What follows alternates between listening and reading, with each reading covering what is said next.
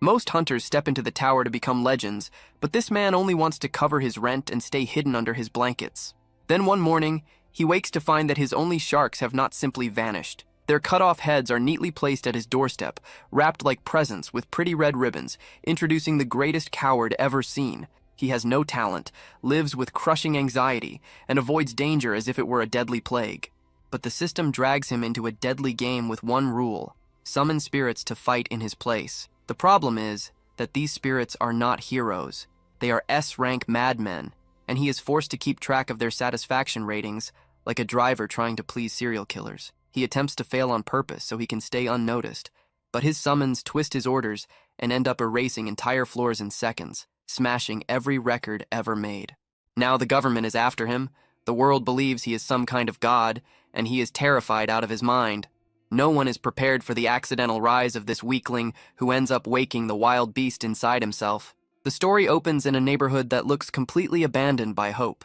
It is the kind of place where studio apartments feel like storage boxes, and the people nearby spend their days shouting over stolen shoes or simply complaining about the filthy air. Moving through this miserable setting is the protagonist, Banju Hayuk. At 25 years old, Hayuk is living the dream, if that dream were a full disaster made of poverty. He is balancing 3 part-time jobs as a cashier, a waiter, and a day laborer, yet his bank account is still nothing but an empty ruin. He sits inside his 180-square-foot rooftop apartment, eating cheap instant ramen for dinner once again. He understands the truth. He is sinking in debt. He has no special talent at all, and the only thing he owns is a body that still has not given in from pure exhaustion. He has already accepted that he is a miserable failure with no real future ahead of him. But because the universe enjoys making a joke out of him, a blue system notification suddenly appears right in front of his face. It tells him that he has awakened. Hayuk nearly chokes on his noodles. He stares at the floating message, wondering if his mind has finally broken. An awakening is supposed to be a winning ticket, a chance to strike gold and change everything. But he is not stupid. He knows the tower is not some playground. It is a place where people are ripped apart by monsters, crushed by traps or frozen solid. He instantly regrets, at least in his head, ever giving up his part-time jobs. His thoughts begin to spin out of control. He imagines every possible way he could die. He admits to himself that he avoids conflict no matter what. He is the type who crosses the road just to avoid passing by a construction site. He openly sees himself as a coward. He tries to tell himself that this has to be nothing more than a hallucination caused by exhaustion. He decides to test it just in case, and when he calls out for a status window, horror hits him. The system truly shows him as Banju Hayuk, affiliated with the Black Tower Level 1. His class is Summoner.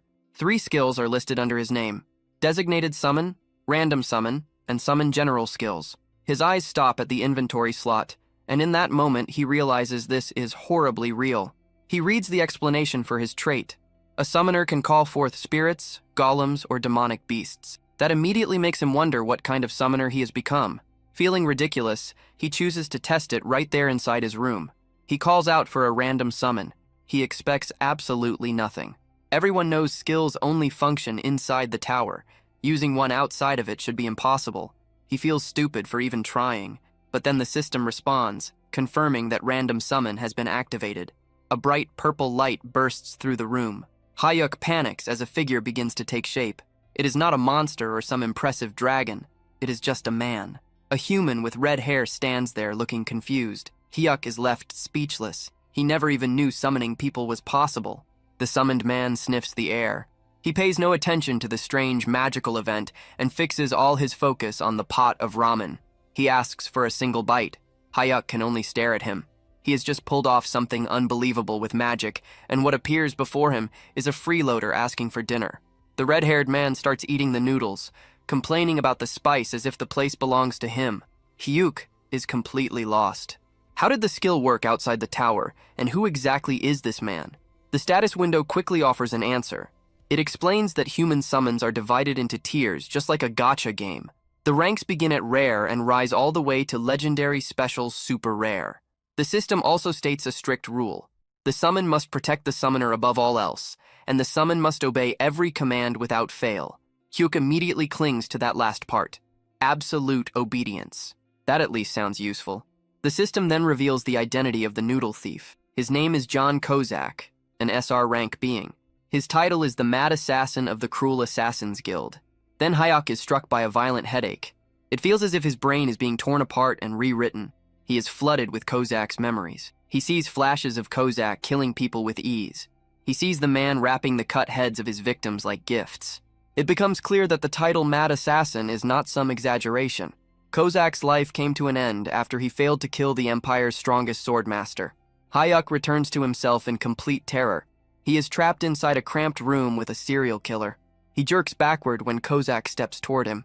The assassin quickly lowers himself, apologizes for frightening him, and respectfully asks for orders. Hayek remembers the rule of absolute obedience. He decides to test it with a mission that carries real risk. He orders the legendary assassin to wash the ramen pot and clean the table. Kozak does it at once. There are no complaints. He moves fast, works neatly, and stays polite through all of it. Hayek watches in silence and starts thinking this might actually be useful, but he still needs proof, so he decides to push things further. He orders Kozak to bark like a dog, without dignity and without hesitation. The deadly assassin drops to the floor and starts barking. Hayek is stunned. The control is complete. Just when he begins to calm down, someone pounds hard on the front door, and a voice demands that Banju Hayek open it. Hayek freezes. He suddenly remembers what day it is. It is the day to pay the interest. He owes 10 million won to a loan shark because no bank was willing to lend him money. He borrowed it for his father's hip surgery and his younger brother's college tuition. It was a desperate choice, and he has already paid 5 million in interest without reducing the original debt at all. The loan shark is now outside. Hayek starts to panic. He looks toward Kozak, who has already pulled out a dagger and stands ready to kill whoever is behind the door. Kozak asks for permission to bring back the intruder's head. Hayek frantically stops him. Murder is not something society accepts so lightly. He orders Kozak to hide in the bathroom, stay silent, and make no sound at all. Kozak asks whether breathing is still allowed, and Hayek grants that much. Kozak slips into the bathroom just as the loan shark forces his way inside. The thug grabs Hayek by the back of the neck, demanding to know why the payment is late. Hayek apologizes over and over, lying that he has already sent it. The shark does not believe a word. He casually says that if things are really that bad, Hayek can always sell a kidney. Then the shark's lackeys speak up from the hallway. They mention that Hayek has a younger brother. They suggest that younger organs bring in a better price. The moment Hayek hears them threaten his brother, his whole body turns cold. But he knows how to survive. He forces a weak, obedient smile onto his face and assures them that he will pay. The shark warns him to be careful unless he wants to vanish without a trace, and only then does he finally leave. Once they are gone, Kozak steps back out of the bathroom. He praises Hayek for the order to hide. Hayek drops onto his bed, drained. Between the awakening, the summoning, and the threats of death, he has reached his limit. He wonders whether a coward like him can really climb the tower, but he needs the money. Kozak asks what he should do next. Hayek tells him to do whatever he wants. Kozak asks if he can watch television since it has been a long time. Hayek agrees, too confused and too tired to care. Kozak happily settles in and begins watching soap operas one after another. Hayek lies on the bed and watches the assassin in silence. He starts to feel that having another person around is not so bad. For the first time in a while, the silence is gone, and that alone brings a strange sense of comfort. He slowly falls asleep. When Hayek wakes up the next morning, the room is empty. The 6-hour summon time has ended. A notification confirms that Kozak has been unsummoned. He rubs his eyes, thinking it might have all been some kind of fever dream, and decides to get ready for work. But then he hears the television. It is still on, showing the morning news. The reporter announces urgent breaking news. Earlier that morning, the office of a private lending company called Smile Cash was destroyed. 3 victims were found at the scene, all of them beheaded. Hayek goes completely still. Smile Cash is the company of his loan shark. The report continues, describing the scene in detail. The most disturbing part is that the victims' severed heads were decorated with red ribbons. Hayek's face turns pale. The image instantly connects in his mind. He realizes exactly what has happened. He shouts in panic, realizing there was nothing comforting about this situation at all. He did not bring someone harmless into his life. He brought in a deranged killer who went out and butchered his debt collectors while he slept. The news keeps feeding fear into him. The report paints a clear picture of the Smile Cash murders, confirming once again the beheadings and the red ribbons placed like decorations. Hayek knows without a doubt that this is Kozak's doing, and he understands how serious this is. His thoughts spiral out of control.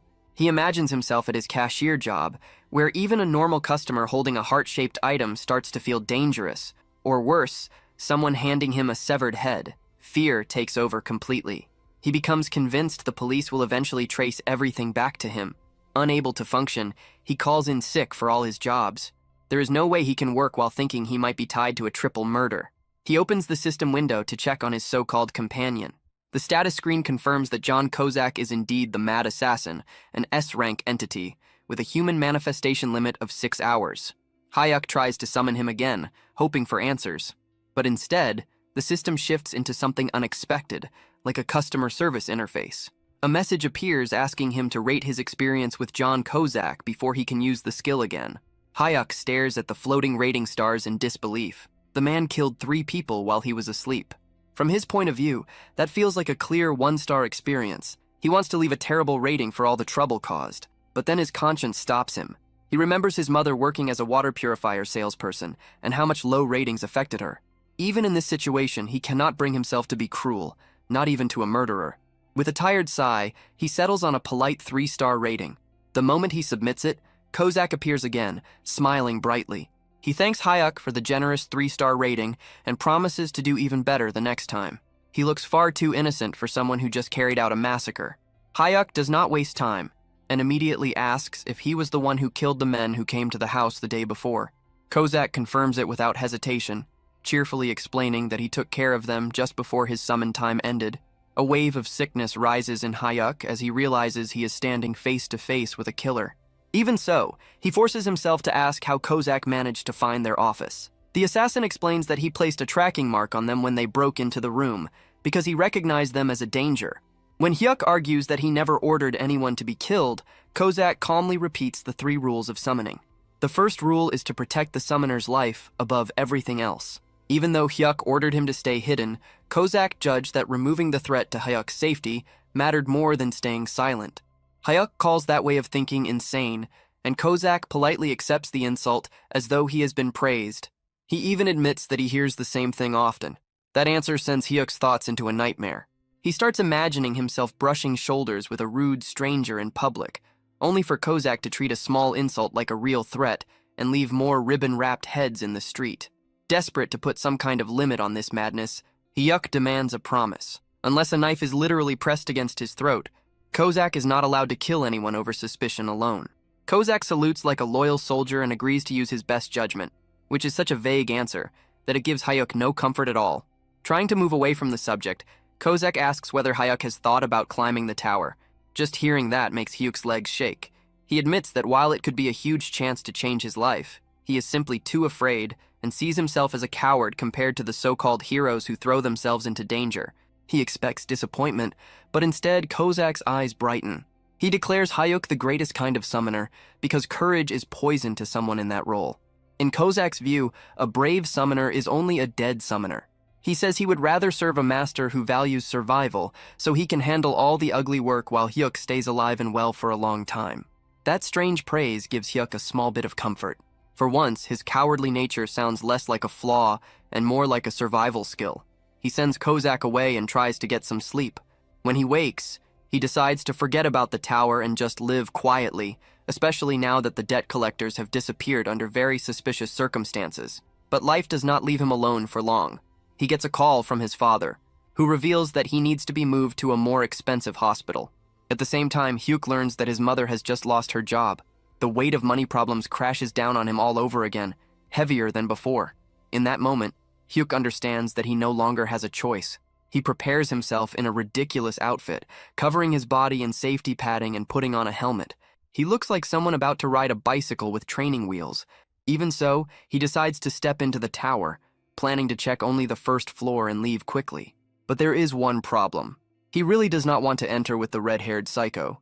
He tries to use random summon again, hoping to get literally anyone else, maybe even a legendary rank. The system shuts him down instantly. A message appears, stating that the skill has a cooldown of 28 days. With no other option left, he summons Kozak again. This time, Kozak thanks him for the 5-star rating, making it clear that Hyuk has already learned the importance of keeping a murderer satisfied.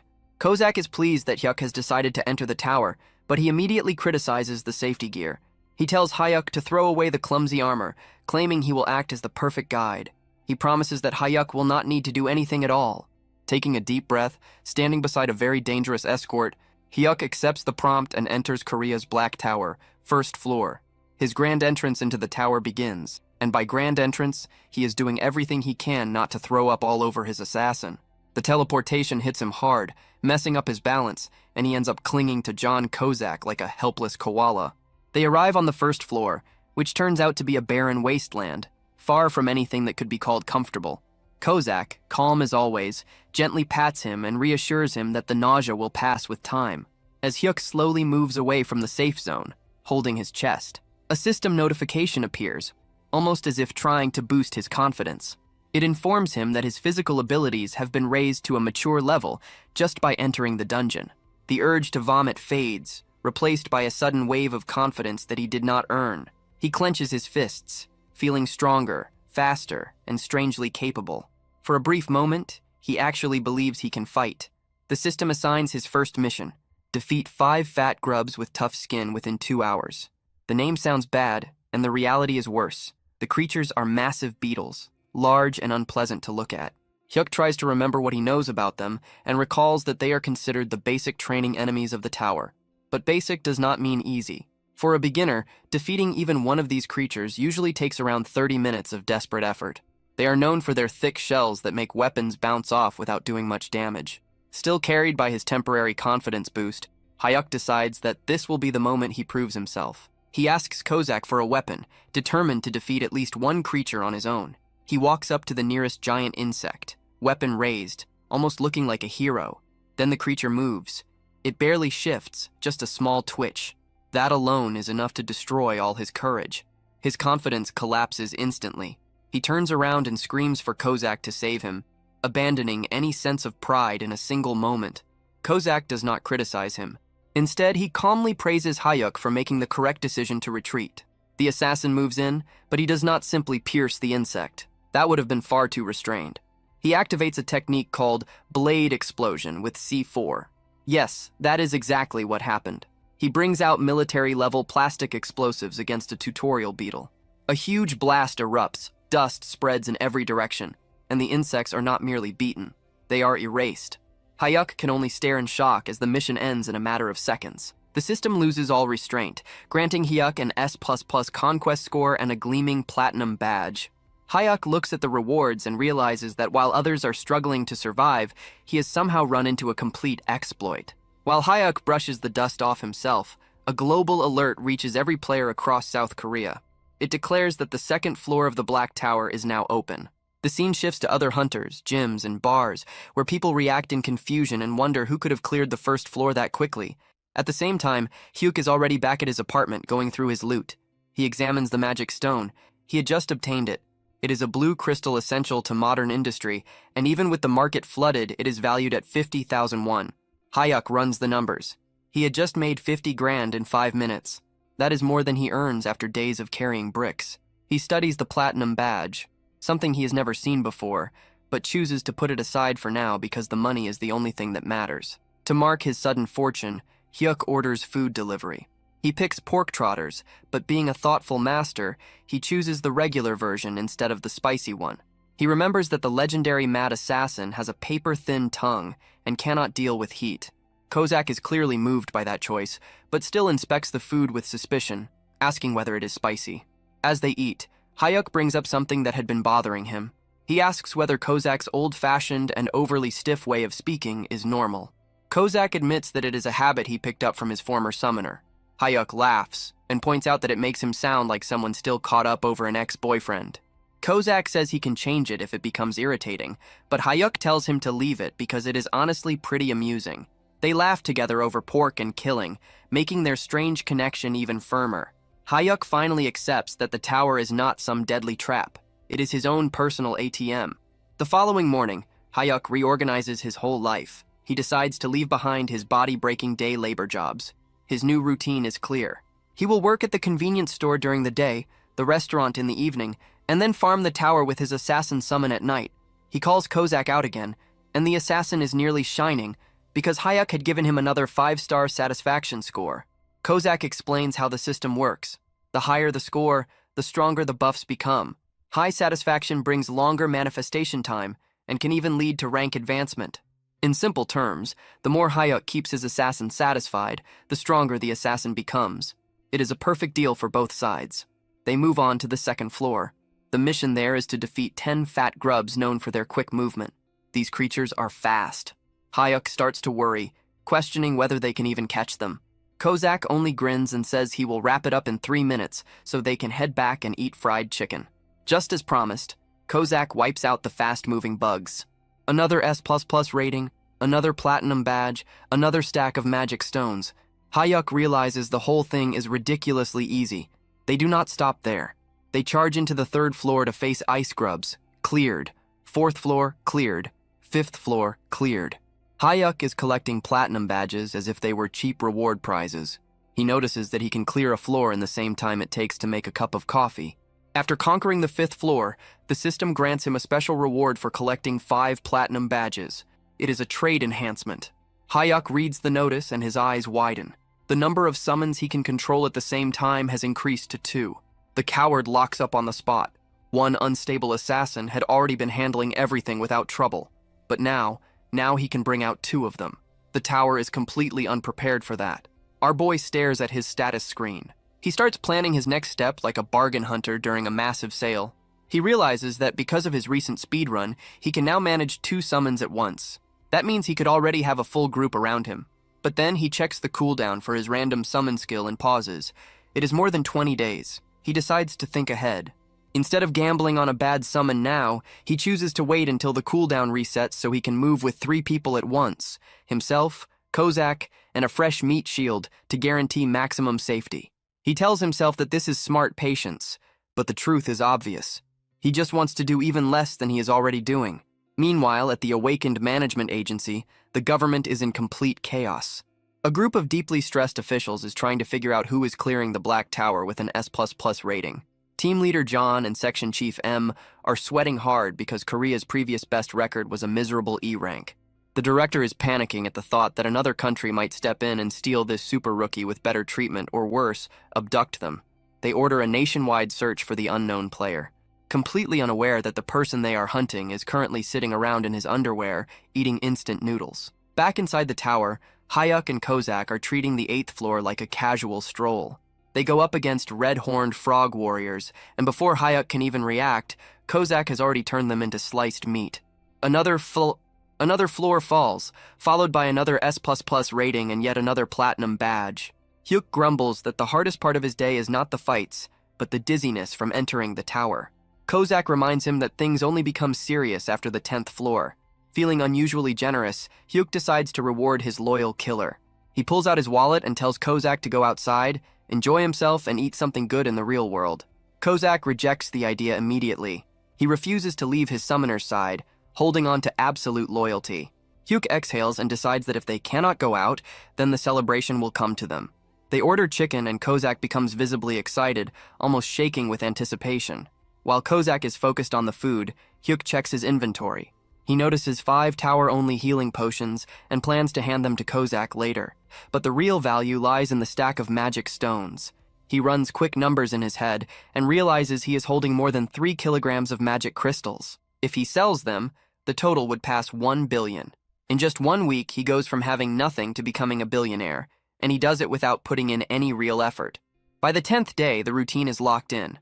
Hayuk works his cashier shift, then returns home to wipe out monsters. He gives Kozak another 5-star rating, which extends the assassin's active time by an extra hour.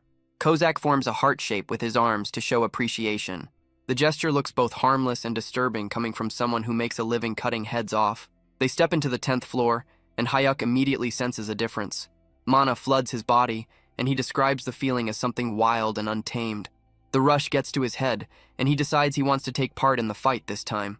Kozak reacts with clear alarm, thinking that even a single scratch on Hyuk would force him to punish himself. Hayuk ignores the concern, driven by pride, since the enemy is only a large insect.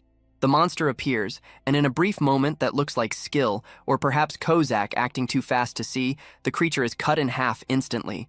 The system announces the 10th floor has been cleared and drops a large amount of rewards for Hayuk. Because he has gathered 10 platinum badges, the system grants him a special option. He can copy one skill from a summon. The choices include strong attack abilities like Blade Explosion and Poison Dagger. A normal person would go for damage. Hyuk chooses Shadow Step without hesitation.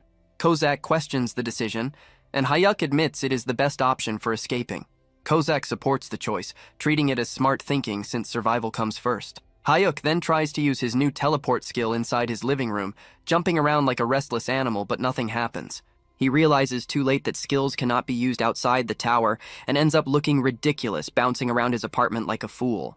Once he is finally ready to turn his loot into cash, Hyuk contacts the Awakened Management Agency to sell his magic stones. To him, it is only a simple business deal, but to the agency, this is the clue they have been waiting for. Team Leader John and Section Chief M race to the address, hoping this is the person they have been searching for. They arrive at his small and modest apartment.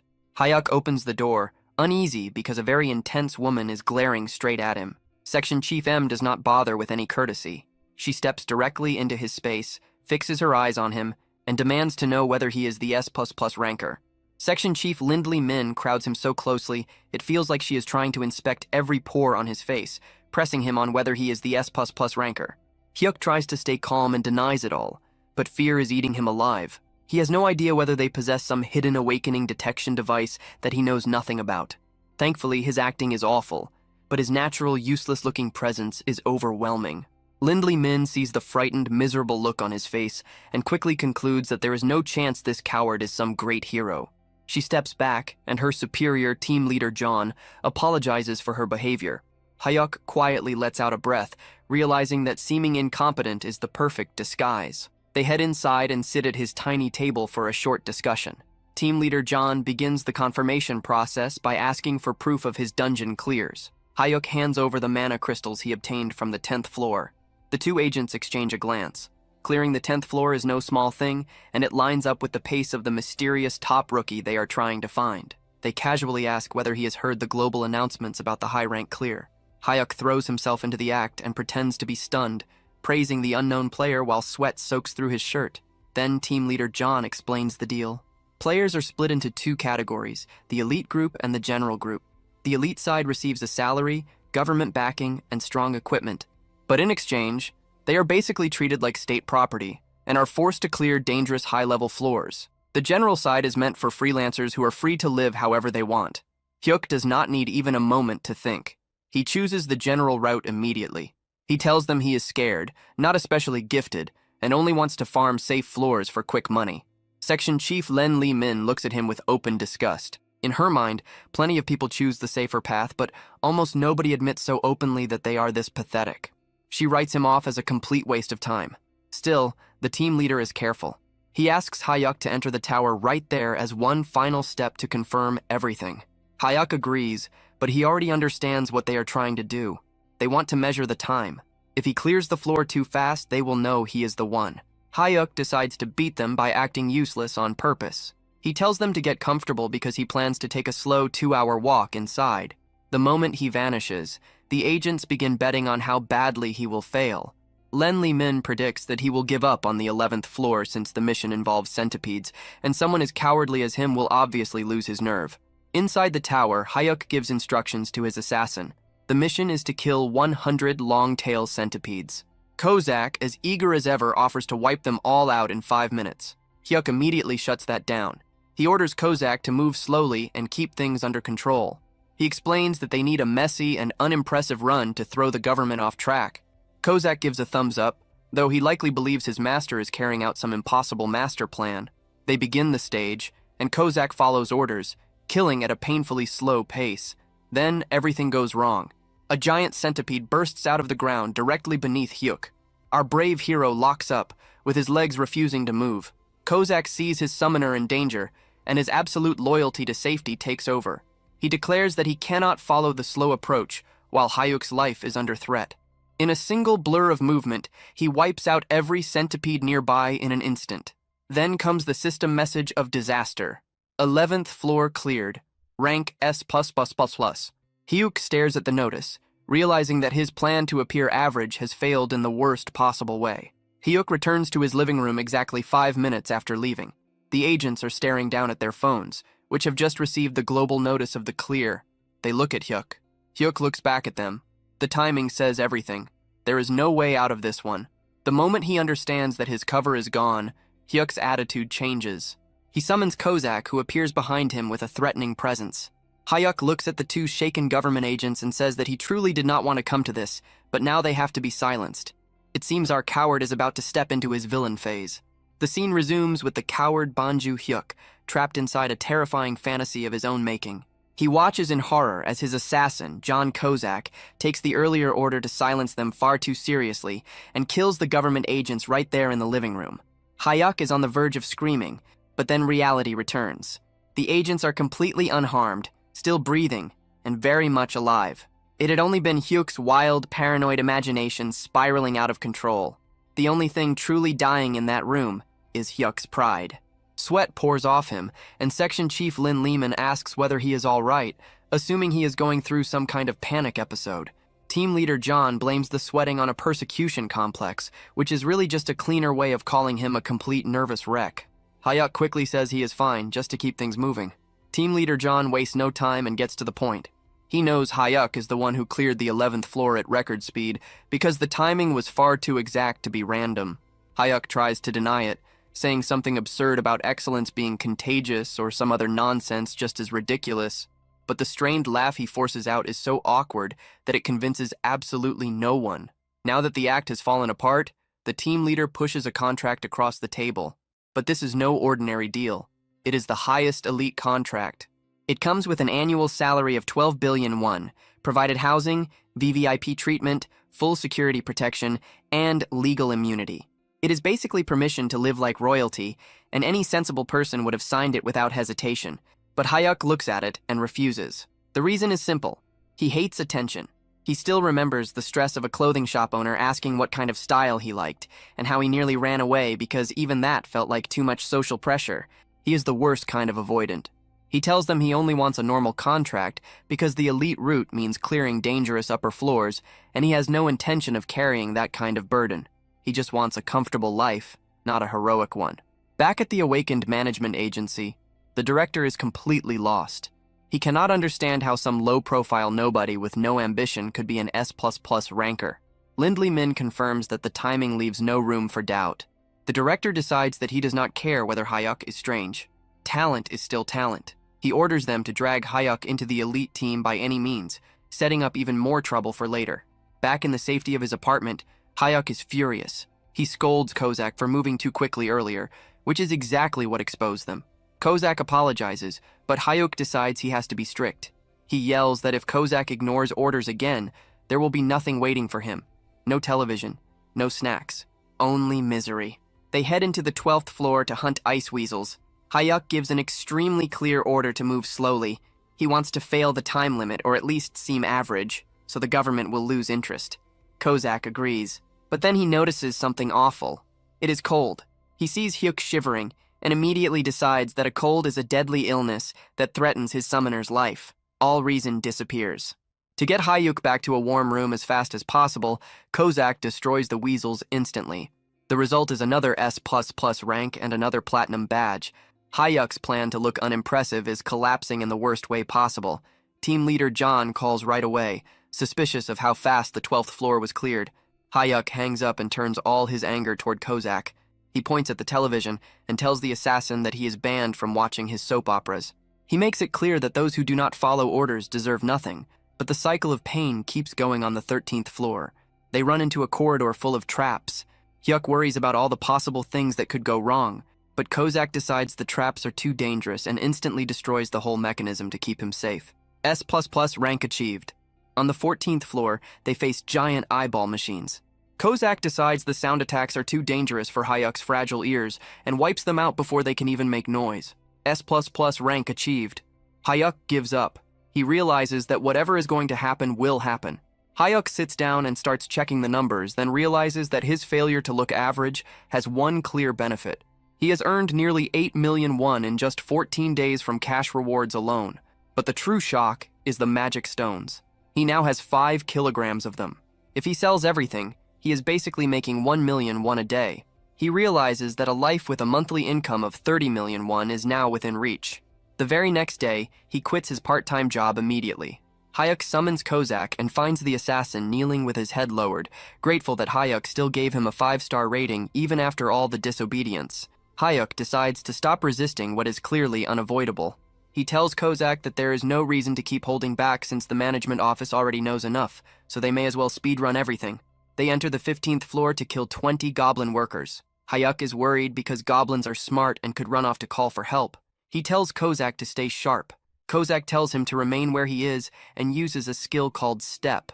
He moves with such speed and silence that the goblins are killed before they even realize they are dead. Mission cleared. Another S++ rank. Another pile of rewards, including a tower-only healing potion and an owner emblem. Back in his room, Hyuk checks his inventory. He has now collected a total of 15 platinum badges. The system recognizes the milestone and offers him a new reward. He remembers what came before.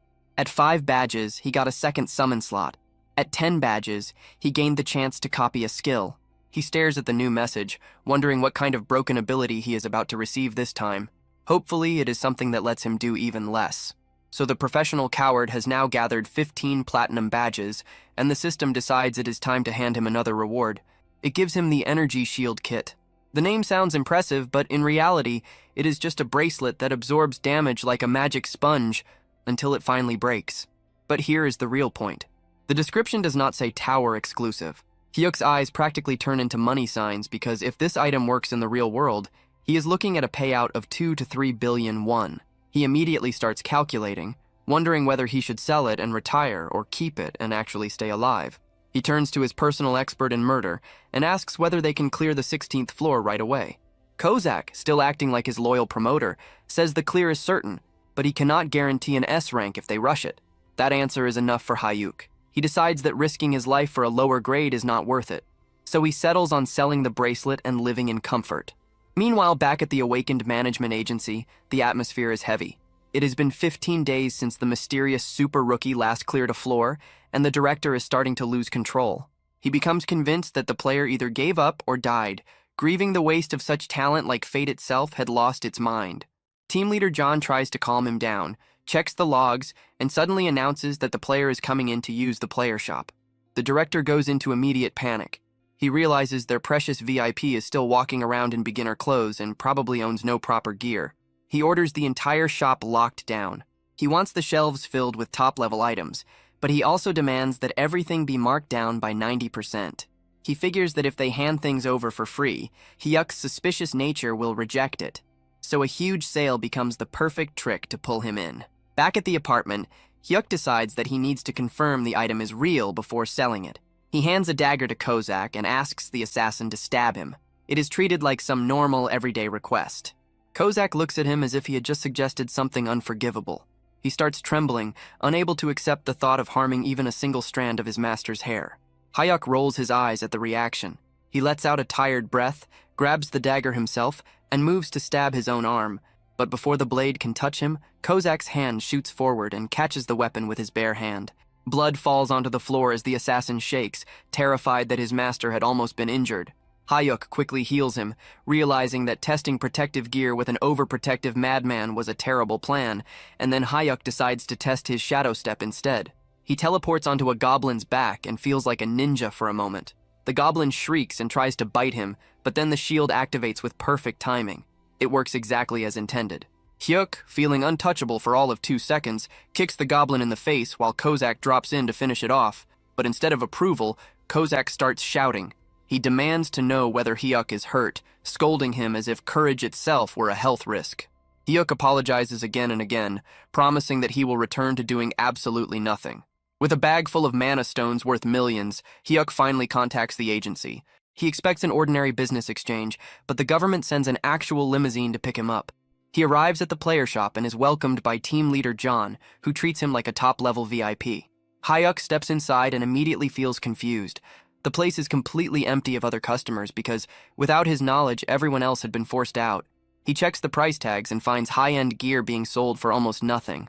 He assumes the market must have collapsed or that he is simply an incredible bargain hunter, completely failing to notice that the government is covering the cost of his new outfit. He picks up a pair of leather boots that would normally cost a fortune, but are listed for the price of a cheap meal. He buys them along with several other items, convinced he is getting away with the greatest steal of his life. From his office, the director watches the whole thing and nearly cries with relief that their fragile powerhouse is finally wearing proper protection. The next day, Hayuk is feeling good. He has new boots, a working shield, and his confidence has recovered. He summons Kozak, who immediately salutes and gets ready for another round of goblin slaughter. But Hyuk stops him. He points upward and announces that today is not just about farming floors. They are going to grow the team.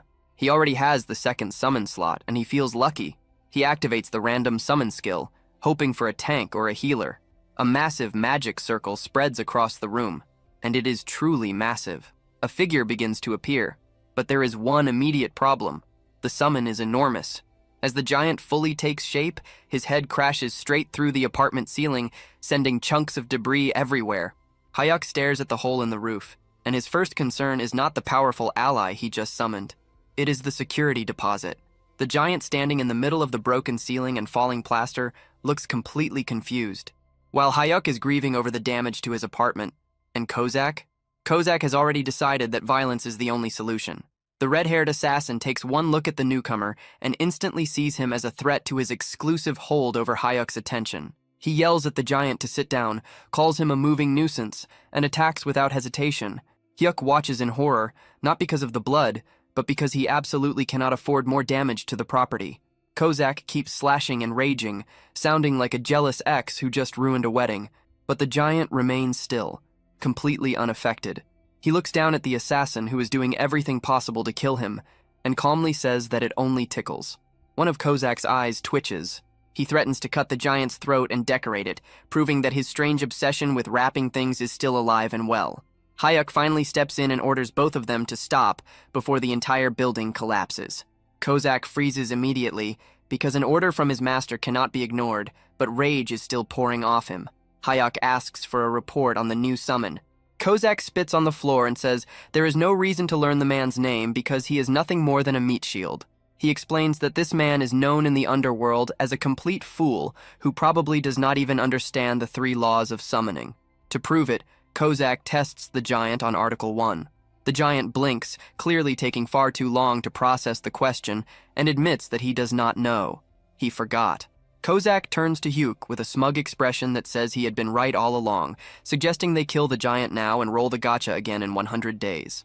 Hyuk ignores the suggestion of murder and checks the system window. The new summon is rare rank, the lowest tier possible, with the class Savage Warrior. His name field is still empty, and his satisfaction score does not exist yet. Then, the familiar headache hits, and Hayuk is pulled into the giant's memories. He sees a wide and beautiful plain where the giant is running around with butterflies. It feels almost harmless and bright until it becomes clear that the giant is also casually snapping the necks of wolves while playing. The memory reveals the tragedy behind this massive figure. He had been simple and pure, someone who found joy in nature, but he was also unbelievably stupid. A group of so-called heroes tricked him into joining their party, used him as the frontline shield against a hydra, and left him to be melted by acid breath while they stayed safely behind him. He died protecting people who had been mocking him the entire time. Hyuk returns to reality and looks at the giant differently. He knows the whole thing is messed up, but he also realizes that someone loyal to the point of stupidity and able to endure pain is exactly the kind of person a coward like him needs. He decides to give the giant a name. He asks whether he prefers Yaman or Gobang. The giant, staying true to himself, says that he does not know, so Hyuk chooses Gobang. He smiles and promises to make Gobang happy, which sounds kind on the surface until it is remembered that Hyuk's idea of happiness is surviving while others do all the work.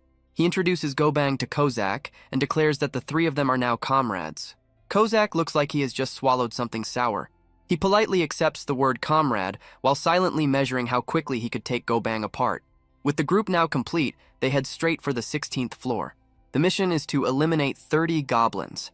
Kozak, still acting like the most dramatic person alive, insists on taking the front to shield Hayuk from poison darts.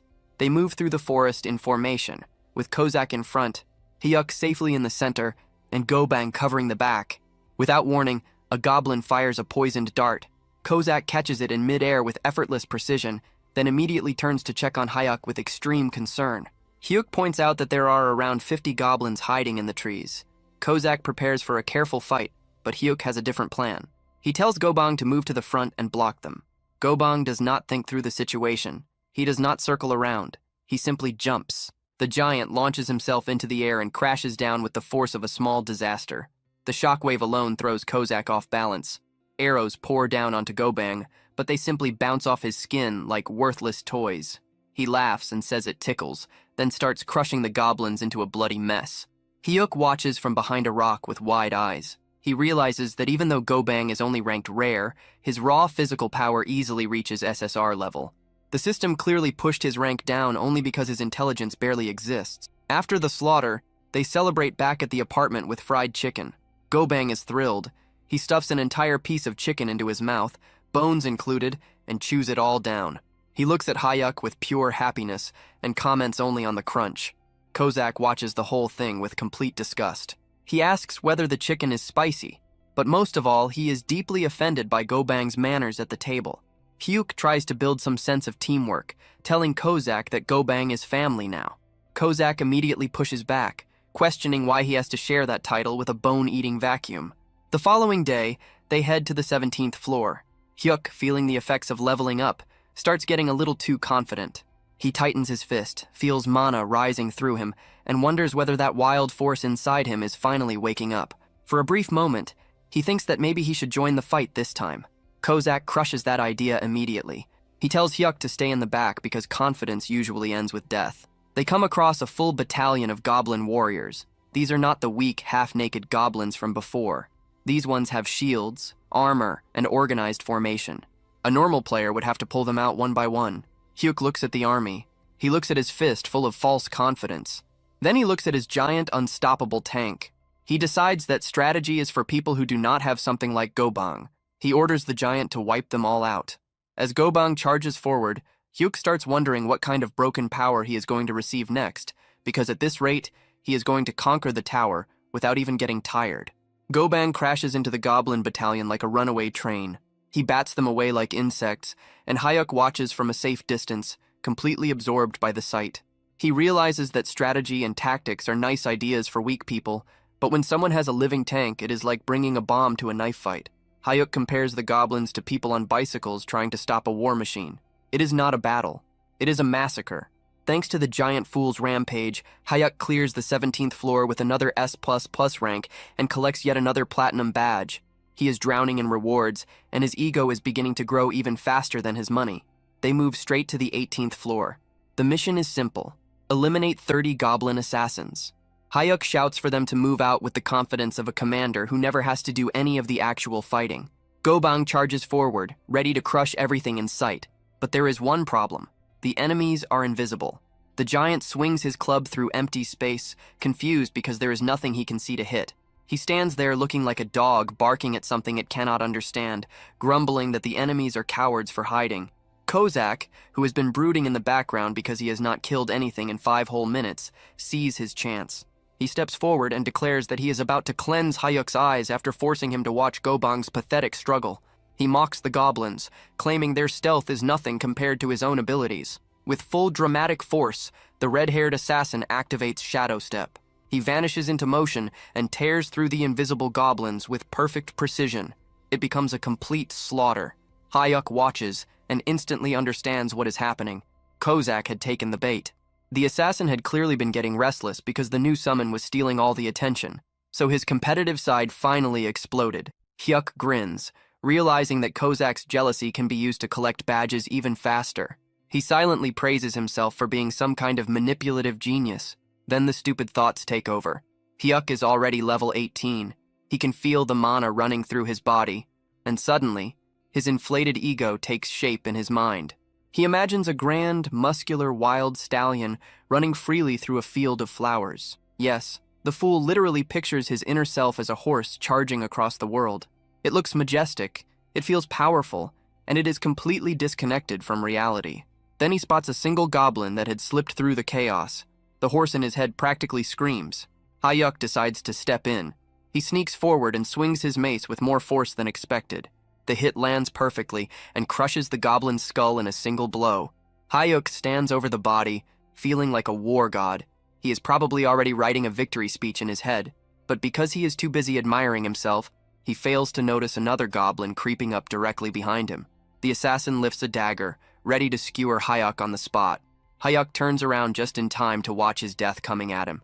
But before the blade can touch him, Kozak appears from nowhere. He knocks the attack away with a face full of pure irritation. And then he kicks the goblin so hard it may as well have flown into another world. He throws Hyuk a look that clearly says he turned away for 2 seconds and nearly lost his entire purpose. But the fight is still not finished.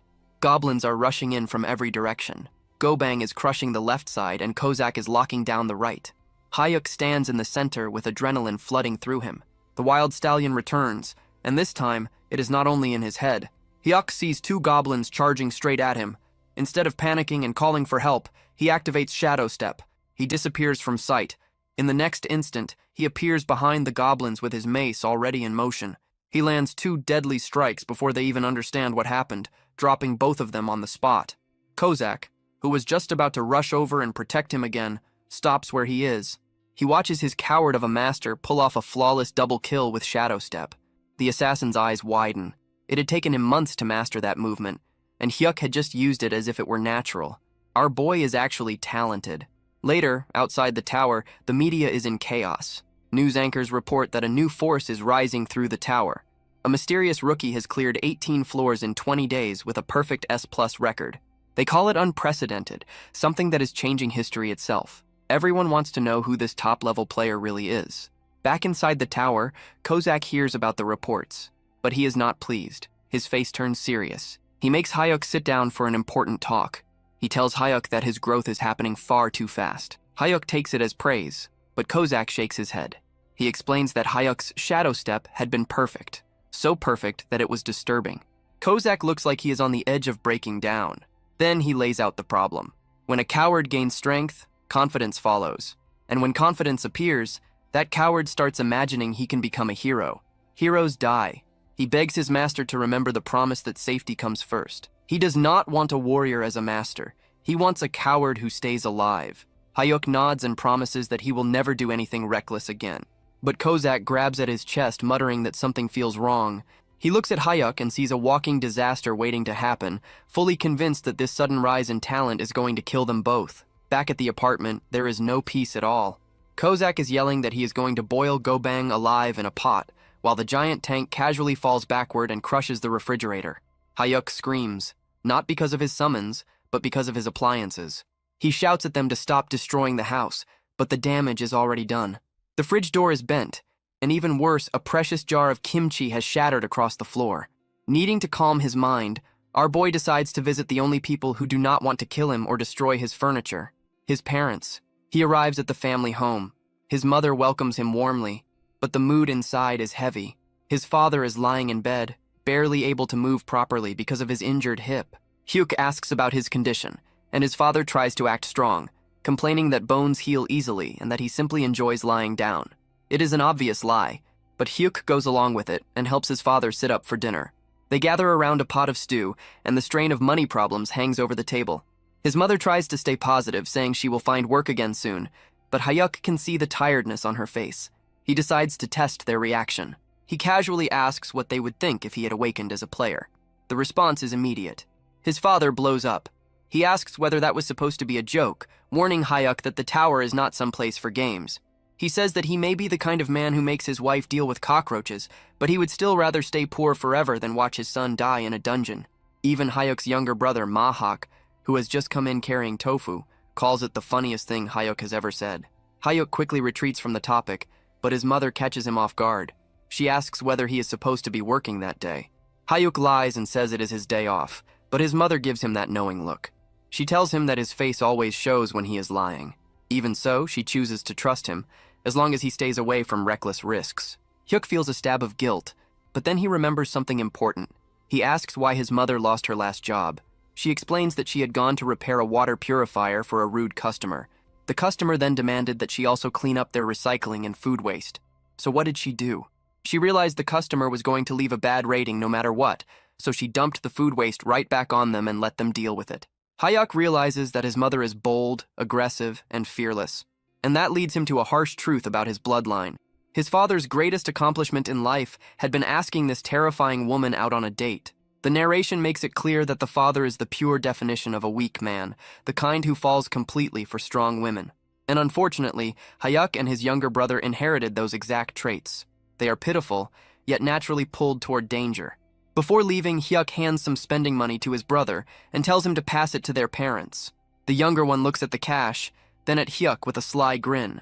He asks where his own cut is. Hyuk immediately realizes the little brat is extorting him, so he transfers 500,000 won just to keep him quiet. With family matters handled, Hyuk heads to the Awakened Management Department. He decides it is finally time to visit the player shop properly. The moment he steps inside, stress hits him. There is a female employee there, and too many people are nearby. His social anxiety starts rising fast. The employee shows him a shield worth 100,000 won. Hyuk nearly dies on the spot and thinks the price is far beyond what he can handle. He asks for something cheaper. She then shows him a proud handshell priced at 40,000 won. Hyuk thinks it fits him perfectly, mostly because it is cheaper, and because he wants to escape that interaction as quickly as possible. He buys it and runs, thinking that talking to store employees is harder than fighting goblins. On his way out, a man approaches him. The man introduces himself as Joey Hosak, a player who has already climbed through the 30th floors. He is handsome, friendly, and carries himself like someone who belongs there. He offers help in case Hyuk ever runs into trouble. Hyuk watches him leave and feels a stab of jealousy. He admires the man's social confidence and assumes someone like that probably even has a girlfriend. Back at the apartment, Hyuk checks his stats. He is level 19. He summons Kozak to show off the new gear.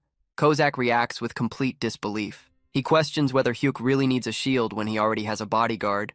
Hyuk insists that survival always comes first. He makes Kozak promise that if things go wrong, he must throw the meat shield, meaning go bang, into danger so Hyuk can escape safely. Kozak agrees without hesitation, saying he would gladly sacrifice that bastard before sacrificing himself. Then he suddenly catches a scent. Dumplings. Hyuk had brought food as a bribe, but in the middle of chewing, Kozak suddenly stops.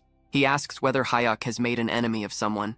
Hyuk is confused, but Kozak says that an overwhelming killing intent is coming from outside the door. Suddenly, the door is kicked open, breaking the lock. A man steps inside holding a pistol. He smirks as he recognizes Hyuk from the player shop. He calls Hyuk a loser and complains about how difficult it was to track him down.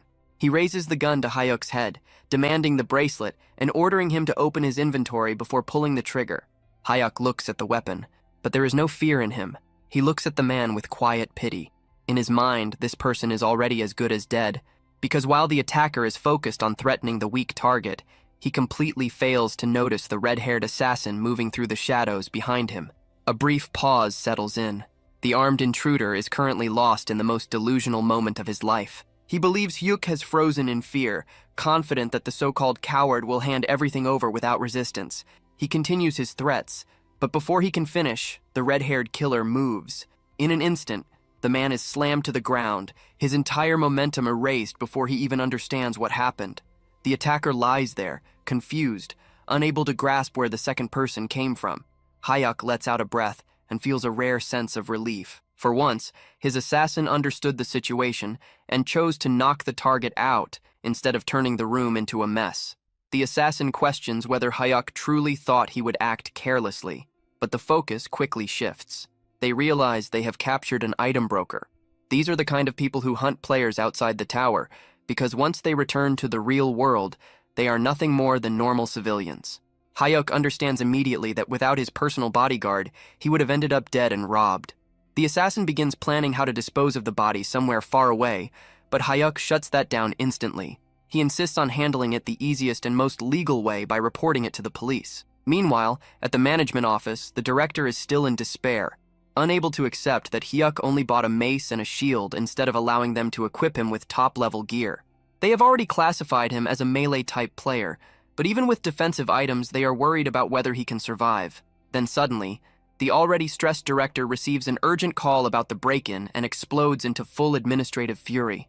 He runs through the building in a panic, terrified that if anything happens to their star rookie, he should have forced him to sign the elite contract from the very beginning. By the time the government official arrives, the police are already dragging the gunman away. The criminal is desperately trying to act like the victim, shouting that he was actually the one who had been kidnapped, but Hyuk has no patience for that nonsense. He is more worried that he might get dragged to the station too. afraid that his whole loser act is somehow about to end with him in jail. But then the overworked director steps in like some kind of guardian figure, or at least like a furious manager with no patience left. The robber recognizes him and immediately begs for help. The director answers with a clean punch straight to the face. He cancels the man's player registration on the spot, refusing to hear a single excuse from a level 34 criminal. He orders the police to take him away, knowing that once the higher authorities get their hands on a repeat offender like this, no shady liar in the city will come near him again. Once the garbage has been removed, the director turns back to Hyuk with an expression honestly more frightening than the gunman's. He apologizes over and over for the failure in security and swears to protect him, even if that means pushing more contracts on him later. With the situation finally settled, the red-haired assassin appears again, asking whether anyone else needs to be executed today. Hyuk has to firmly tell him to stop searching for people to punish and to put away the daggers. It is time to return to farming floors. So they head to the 19th floor to deal with 30 goblin shamans. These enemies are dangerous because they can keep firing off curses and flaming arrows, but their giant meat shield comes up with a very simple answer. He just yells. He releases a sonic roar so loud that it literally blows the magic curses away, proving once again that being a brute is a perfectly valid strategy. The red-haired assassin sees this and immediately gets competitive, telling the giant that they need to clear the floor as fast as possible so their master does not have to lift a finger. They throw themselves into a killing spree so efficient that Hyuk does not even get the chance to swing his mace before the mission clear message appears. He is left wondering whether they finished that fast just to keep him out of the fight, but he cannot complain when it ends with another high rank and another platinum badge. At last, they reach the 20th floor, the dreaded Talon Evaluator. This place is a complete nightmare made of scouts with poison needles, tactical warriors, and massive hobgoblins. The red-haired assassin tries once again to put their master on the sidelines, telling him to stay somewhere safe while the summons handle the mission and the 100 goblin kill count. They begin setting up a plan, with the giant meat shield meant to draw all the attention while the assassin moves in to finish the targets. But Hyuk is tired of standing around like a spectator. He decides that this time he will not sit back and watch, activating Shadow Step and throwing himself straight into the middle of the chaos. He jumps right past the giant tank and rushes forward, leaving both summons completely stunned that their cowardly master has finally chosen direct violence. Our shut-in hero then drifts through a very miserable path of memory, reminding everyone that he has been a full-time human doormat since childhood. His past is not the kind that builds legends. He had been such a harmless child that other kids probably felt like stealing his toy car was doing society a favor. By middle school, he had already become a ghost in the cafeteria, perfecting the skill of eating alone while blending into the background like part of the wall. He had been so afraid of dealing with people that he could not even look school bullies in the eye. But somehow, spending a lifetime as part of the loser class turns out to be excellent training for climbing the tower. He figures that monsters are easier to deal with because they do not have messy social games or feelings to wound. To him, they are easier than a group of cruel teenagers. In his mind, this is nothing more than a deadly video game mission, except the risk of dying is real, and there is no second chance.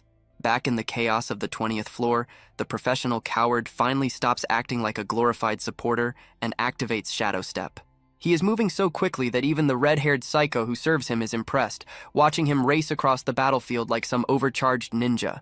For one brief, shining moment, he actually looks like someone who knows what he is doing, dropping several goblins with surprising speed and efficiency. But the success does not last long, because the little green pests start piling onto his back like a pack of filthy, frantic children.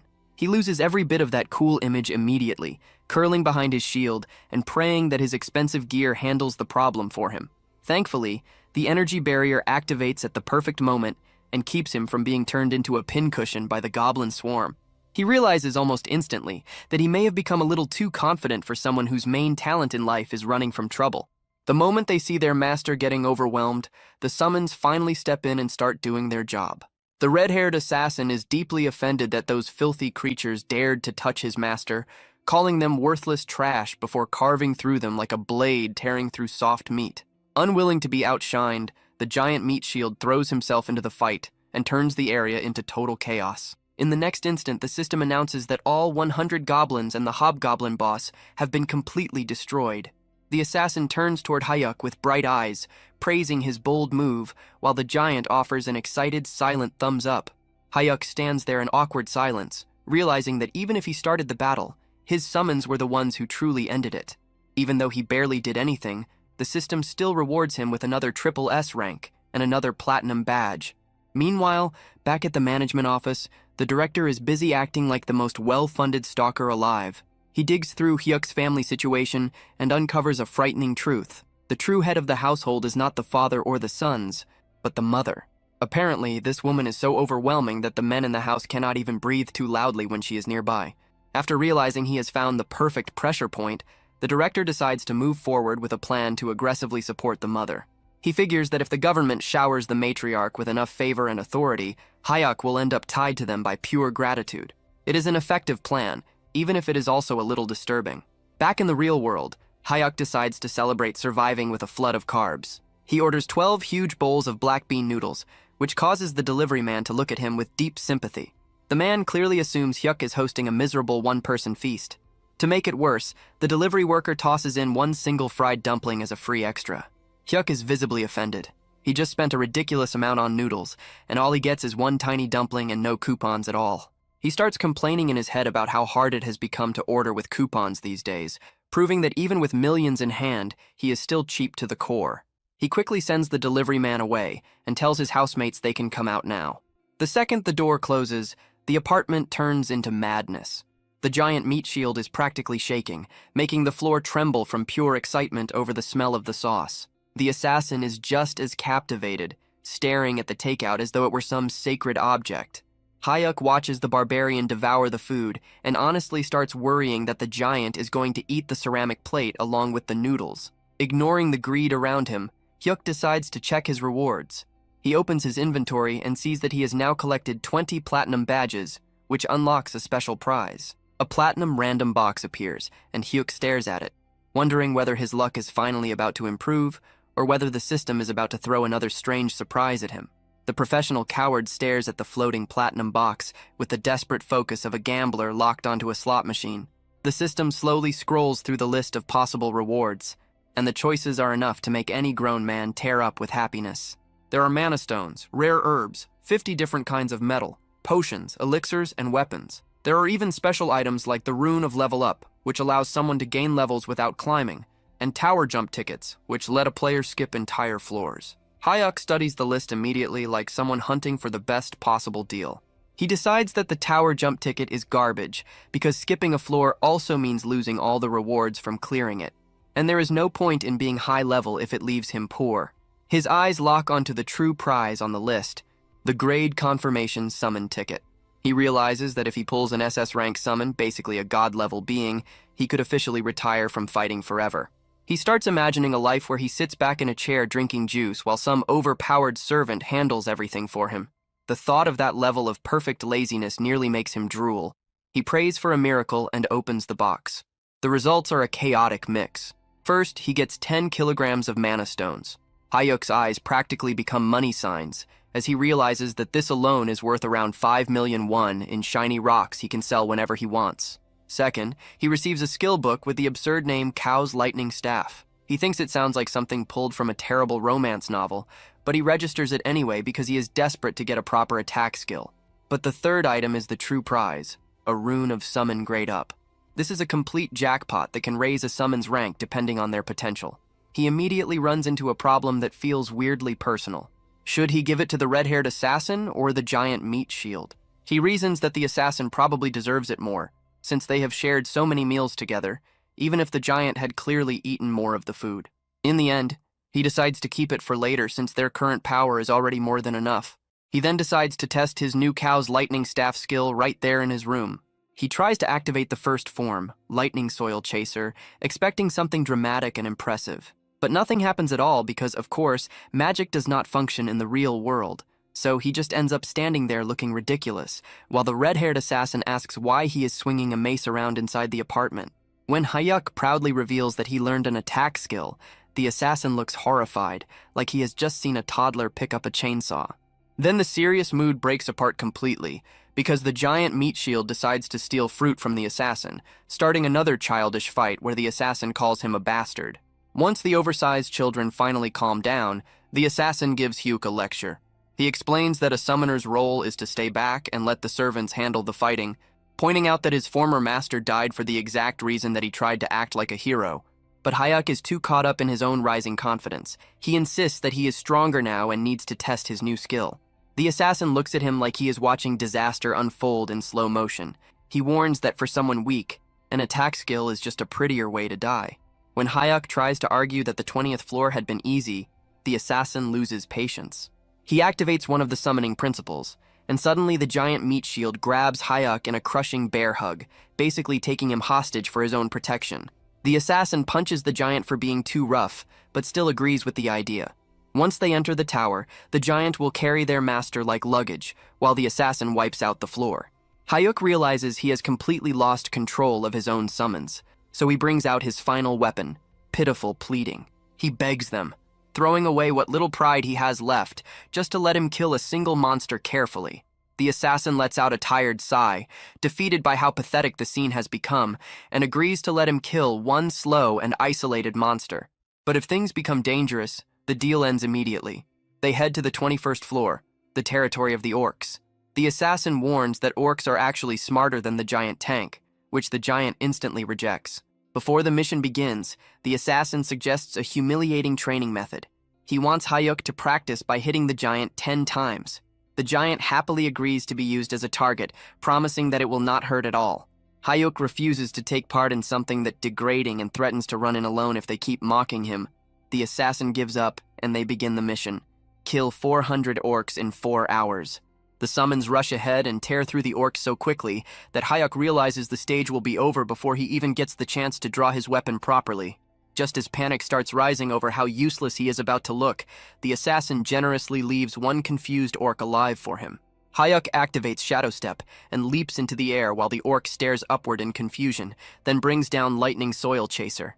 It is only a simple downward strike, but the moment it lands, he realizes that despite the ridiculous name, the skill is no joke at all. Hayuk brings his mace down onto the orc's head with a deeply satisfying hit, watches the creature collapse, and feels like a god of war. He starts to think that this whole hero business might actually be too easy, but before he can even finish celebrating internally, the giant meat shield drags him back to reality by casually crushing another orc underfoot and flattening it like a pancake. Hayuk turns toward his summons with a betrayed expression, reminding them that they had specifically agreed to let him at least secure one solo kill. The system has no interest in his complaints, though, and immediately floods him with rewards for clearing the 21st floor, including mana stones, healing potions, and yet another S++ platinum badge. Over the next few days, our hero settles into a smooth routine of rapid monster cleanup. He moves through the 22nd and 23rd floors with the same perfect rating, and by the time they reach the volcanic zone on the 24th floor, he hardly even sweats. Despite the heat, the team remains unstoppable, clearing one floor a day with the efficiency of a machine that never slows down. As he gets ready for the 25th floor, Hayuk realizes that taking down only one orc at a time is starting to feel a little dull, but he knows he still has to build trust with his overly protective summons for now. While preparing in his apartment, our hero decides that it is finally time to act like a generous employer. Realizing he has not given the two of them anything since they joined him, he pulls out a high-grade rune he had collected earlier. The red-haired assassin emerges from the shadows, immediately swearing loyalty and asking whether his master needs something. Hayuk hands over the rune, which turns out to be a grade-up item capable of raising a summons tier. The assassin is so overwhelmed that he actually bites the rune to make sure it is real, his eyes nearly turning into hearts as he realizes he can finally rise to SSR rank. He is close to tears, promising that once he becomes stronger, he will protect his master even better with his new form.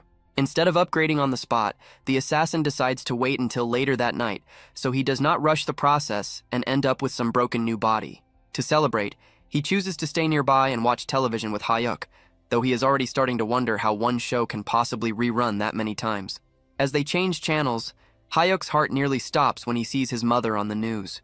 She is standing outside with a protest sign in her hands, looking like a one-woman army fighting unfair dismissal and company abuse. It turns out she had been fired from her job as a water purifier manager because she refused to apologize for a customer's unreasonable demands, and she has spent 10 straight days protesting alone while company executives mocked her from their windows. Just as the news shows her reaching the edge of her patience, a polished lawyer from one of Korea's top law firms approaches her. He claims to be involved in a support project for socially disadvantaged people. and offers to take her case for free, even promising to deal with the media side of it as well. His mother is suspicious at first, but she chooses to commit fully to the fight for justice. Back at the apartment, Hyuk is drowning in guilt, wondering what the point of having two sons is if their mother still has to suffer alone out on the street. The red-haired assassin immediately pulls out two knives and offers to pay the company executives a very violent visit, but Hyuk manages to stop him from turning it into a massacre at the last moment. Our hero starts calculating how many mana stones he would need to sell to cover any hidden legal costs. But then his father calls with even stranger good news. Not only is the lawyer free, but the best hospital in the country has suddenly chosen his father for a fully funded hip surgery and rehabilitation program. Before Hyuk can even process this sudden wave of good fortune in the family, he calls his younger brother, who reveals that he has just received a huge national scholarship from the Awakened Management Department. Hyuk quickly realizes that this is not just random kindness from the universe. Luck on this level has the government written all over it. He arranges a quiet meeting with the agency's team leader, and over a meal, he goes straight to the point and asks why they are interfering in his family's lives. The team leader does not even bother pretending otherwise, explaining that if Hyuk has problems at home, it affects how he performs inside the tower. He claims this level of support is normal for elite players, but before Hyuk can push back, the man drops a new contract onto the table. It is an ultra-elite special management agreement, and as the team leader grins and suggests they sign it on the spot, Hyuk starts sweating hard. His heart is slamming inside his chest, trying to break free as he faces the captain. The man is so excited that he looks like he might shake straight through the floor, insisting that Hyuk sign the elite team contract immediately. The professional coward realizes the captain came fully prepared to trap him, but he still tries to stay calm by claiming that he lacks both confidence and talent. The captain rises with the weight of someone delivering a final judgment, questioning whether Hyuk is really trying to act modest after setting records no one has ever touched before. Hyuk has absolutely no answer for that. He knows that pretending to be humble after clearing 24 floors with SSS-level ranks only makes him look like a complete fraud. The captain is practically pleading at this point, bringing up the recent incident involving that bastard Choi. He insists that Hyuk deserves full VIP treatment and the protection that comes with elite status. Hyuk tells him to sit down while he thinks it over. For him, the biggest problem is the mandatory video recording required under elite contracts, because he has no desire to see his homicidal summons turned into online celebrities. The captain has already prepared for that concern, promising that the recordings and security arrangements can be adjusted however Hyuk wants. He offers a high-security residence and even personal guards for Hyuk's family. Just as Hyuk's resistance starts crumbling like an old cookie, the captain drops the final bribe.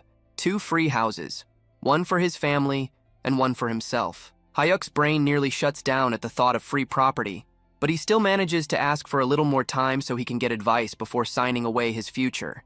The next morning, the assassin appears looking like he swallowed a glowing purple light. He has officially advanced from SR to SSR rank, and his new aura is so bright that Hyuk's eyes can barely handle it. Hyuk tells him to tone it down before they talk about the contract offer.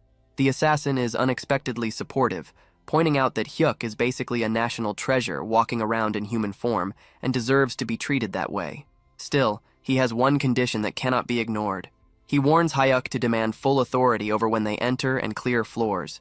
He refuses to let greedy management filth drag them into danger before they are ready. The assassin explains that if Hyuk simply stays alive and keeps using his random summons, he will eventually be able to call beings that go beyond ordinary human limits. Hyuk's imagination can barely keep up with that level of power, but when he checks the numbers, he sees that his next random summon is still 19 days and some extra time away. After that strategy talk, Hyuk brings out the giant meat shield. The system confirms that both barbarian tanks are now present, but the poor giant immediately starts sweating. The assassin is in full bully mode, showing off his extra 2S ranks like a kid flaunting a brand new toy. The difference between them has become so massive that the giant is actually stumbling over himself in fear, unable to even look directly at the glowing purple assassin. Hyuk feels a bit sorry for his giant tank and decides that the next upgrade will definitely go to him. They head into the 25th floor, where the mission is to wipe out 100 orcs in 10 hours. As the wave of green monsters rushes toward them, Hyuk wonders whether he can secretly steal a few kills for himself. The assassin tells the giant meat shield to move first and draw the enemy's attention, and the barbarian launches himself into the air like a massive hairy cannonball. He crashes into the ground and sends orcs flying in every direction like scattered pins. Then the assassin decides to show off the speed of his new SSR rank. He moves so quickly that it feels as if a fighter jet has shattered the sound barrier right beside Hayek's ear. He unleashes a huge blade explosion that turns the nearby orcs into a brutal burst of fire and steel. When a few surviving orcs try to slip in behind the assassin, they realize too late that they have only struck a clone. The real assassin appears behind them with a decisive ambush skill, ending them in a single clean motion. The remaining orcs stare at him with faces that make it clear they would rather be anywhere else. The assassin only wonders why they look so miserable when the real fun has barely begun, then draws his poison daggers for another round. Hayek realizes that if he does not act quickly, his own summons are going to leave him with nothing to gain. Even though the assassin wants him to stay safe and do nothing but survive, Hyuk grips his mace and decides he needs to become strong enough that his team will finally stop treating him like dead weight. He decides he cannot stay a burden forever. He rushes an orc, cleanly evades its attack, and drives a hard kick into its back. Drawing on his rising confidence, he unleashes the first form of his primordial thunderstaff. The strike smashes into the orc's head and leaves the monster dead with purple energy bursting from the blow. As more enemies rush in, Hayek uses Shadow Step to move through the chaos, dodging and attacking with surprising skill. Then the system suddenly delivers incredible news. He has unlocked the second form, Scatter Falling Thunder. Overjoyed, he tests it immediately. The staff releases a blast of lightning that splits into 5 branches, wiping out a whole group of orcs in a bright area attack. The assassin watches the display with eyes so wide they look ready to fall out. He rushes over with tears in his eyes, shouting that unlocking a new skill is no excuse to ignore their strict 1 kill per floor safety agreement. Hayek instantly starts sweating and stammers out an apology. But then the professional coward experiences a rare flash of defiance. He wonders why he is always acting afraid around his own summons. Straightening up, he boldly declares that while he may be weak in the real world, inside the tower he is an absolute alpha. The assassin nearly breaks down, begging him to put safety first. But Hayek brushes it aside.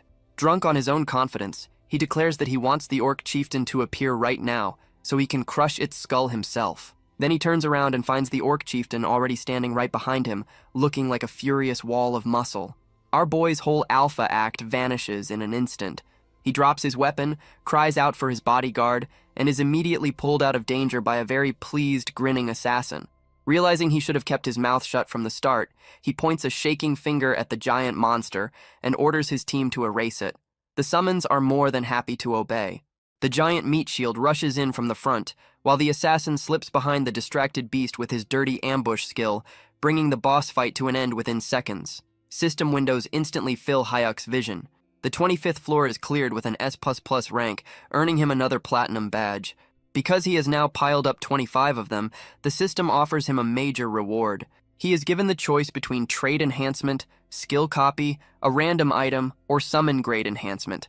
He immediately chooses trade enhancement, knowing only an idiot would pick anything else. His status window updates and raises his simultaneous summon limit to 3, not counting himself. That means they are now a proper 4-man squad, and his next random summon cooldown is exactly 18 days away.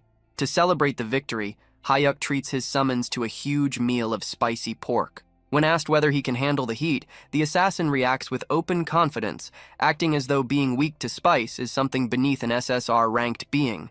The giant happily devours his portion and says the food actually tastes sweet. Suspicious, the assassin takes 1 bite. A moment later, he is shaking on the floor and crying as the spice destroys his mouth. The giant looks up at Hyuk with bright eyes and casually suggests throwing the dying assassin in the trash and summoning a replacement. Hyuk only laughs at the betrayal. Feeling unusually confident, Hyuk decides it is finally time to tell his family the truth. He arrives home carrying expensive premium beef, and that alone causes immediate panic. His brother grabs him and demands to know where he got the money, while his mother starts asking whether he kept the receipt so the meat can be returned. His father plays peacekeeper and tells everyone to stop talking and just eat the expensive food. As he watches his family finally enjoy a proper meal, Hayek drops the truth on them. He tells them that he is an awakened player. The table falls completely silent. His brother tells him to stop talking nonsense and eat his fruit. His mother assumes it is some awful joke, and his father asks whether he is talking about a video game. Since words are clearly not enough, Hayek makes a quick call to the management team leader. Soon after, the whole family is standing in the lobby of an incredibly luxurious association building. The team leader formally tells his mother that her son is a precious national asset and a highly valued elite player. He then leads the stunned family upstairs and opens the doors to a huge, glittering penthouse. Hyuk gestures at the absurd display of wealth and calmly tells them that they live there now, leaving the entire family completely speechless. At the awakened management department, Joo-hyuk finally signed the agreement. Until not long ago, he had never imagined that he would end up accepting an elite contract. Life had turned in a direction he never expected. Team leader Gwang-hail apologized, saying that they could only offer an annual salary of 2 billion won because the starting pay for elite players was regulated. He added that someone like Player Ban should honestly be receiving far more. Joo-hyuk thought to himself that even 2 billion more now sounded strangely normal. His sense of reality was starting to dull. Then he explained that it had been his own decision. He simply was not comfortable with it becoming publicly known that he was the S++ rank record holder. If that happened, his private information would be exposed as well. If his face spread across television, social media, and every other major outlet, it would become difficult even for his family to go outside. Just imagining that was awful. That was why he had not even told his family that he was the S++ rank record holder. Gwang-hail nodded and then asked whether his family liked the house. If anything was missing, he said they should speak freely. Joo-hyuk replied that it was already more than enough. As he checked the message his brother had sent earlier, it said that he had seen their mother cry for the first time. She said she had never lived in a house like that before. It seemed she truly loved it.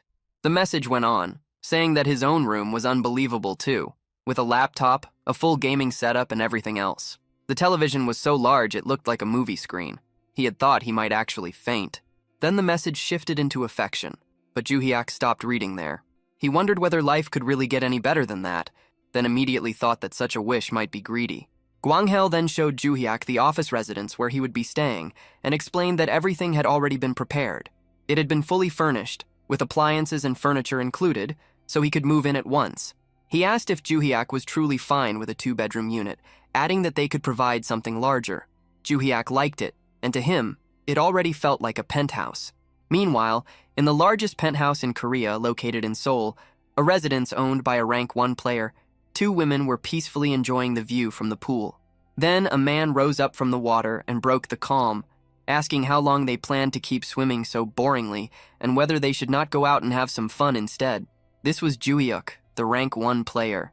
His trait was all-weapon warrior. He held the highest proficiency across all weapons and possessed many deadly and ultimate skills. At present, he was climbing the highest floors of Korea's Black Tower. He lifted shot glasses filled with whiskey and remarked that 1 glass alone was worth 5 million won. Then he jokingly asked how the liquor tasted. One of the women laughed and said that if the alcohol tasted sweet that day, she might end up drinking all of it. Another woman then said that she had been curious about something. She noted that since he was a top player, he might know the answer. Hugh Keelman asked what it was. She then asked who on earth the record holder was for consecutive S++ clears through the 25th floor. That was all anyone had been talking about lately, and she was genuinely curious. He scoffed and asked what was so impressive about a mere 25th floor. He said he had no interest in some low-level nobody like that.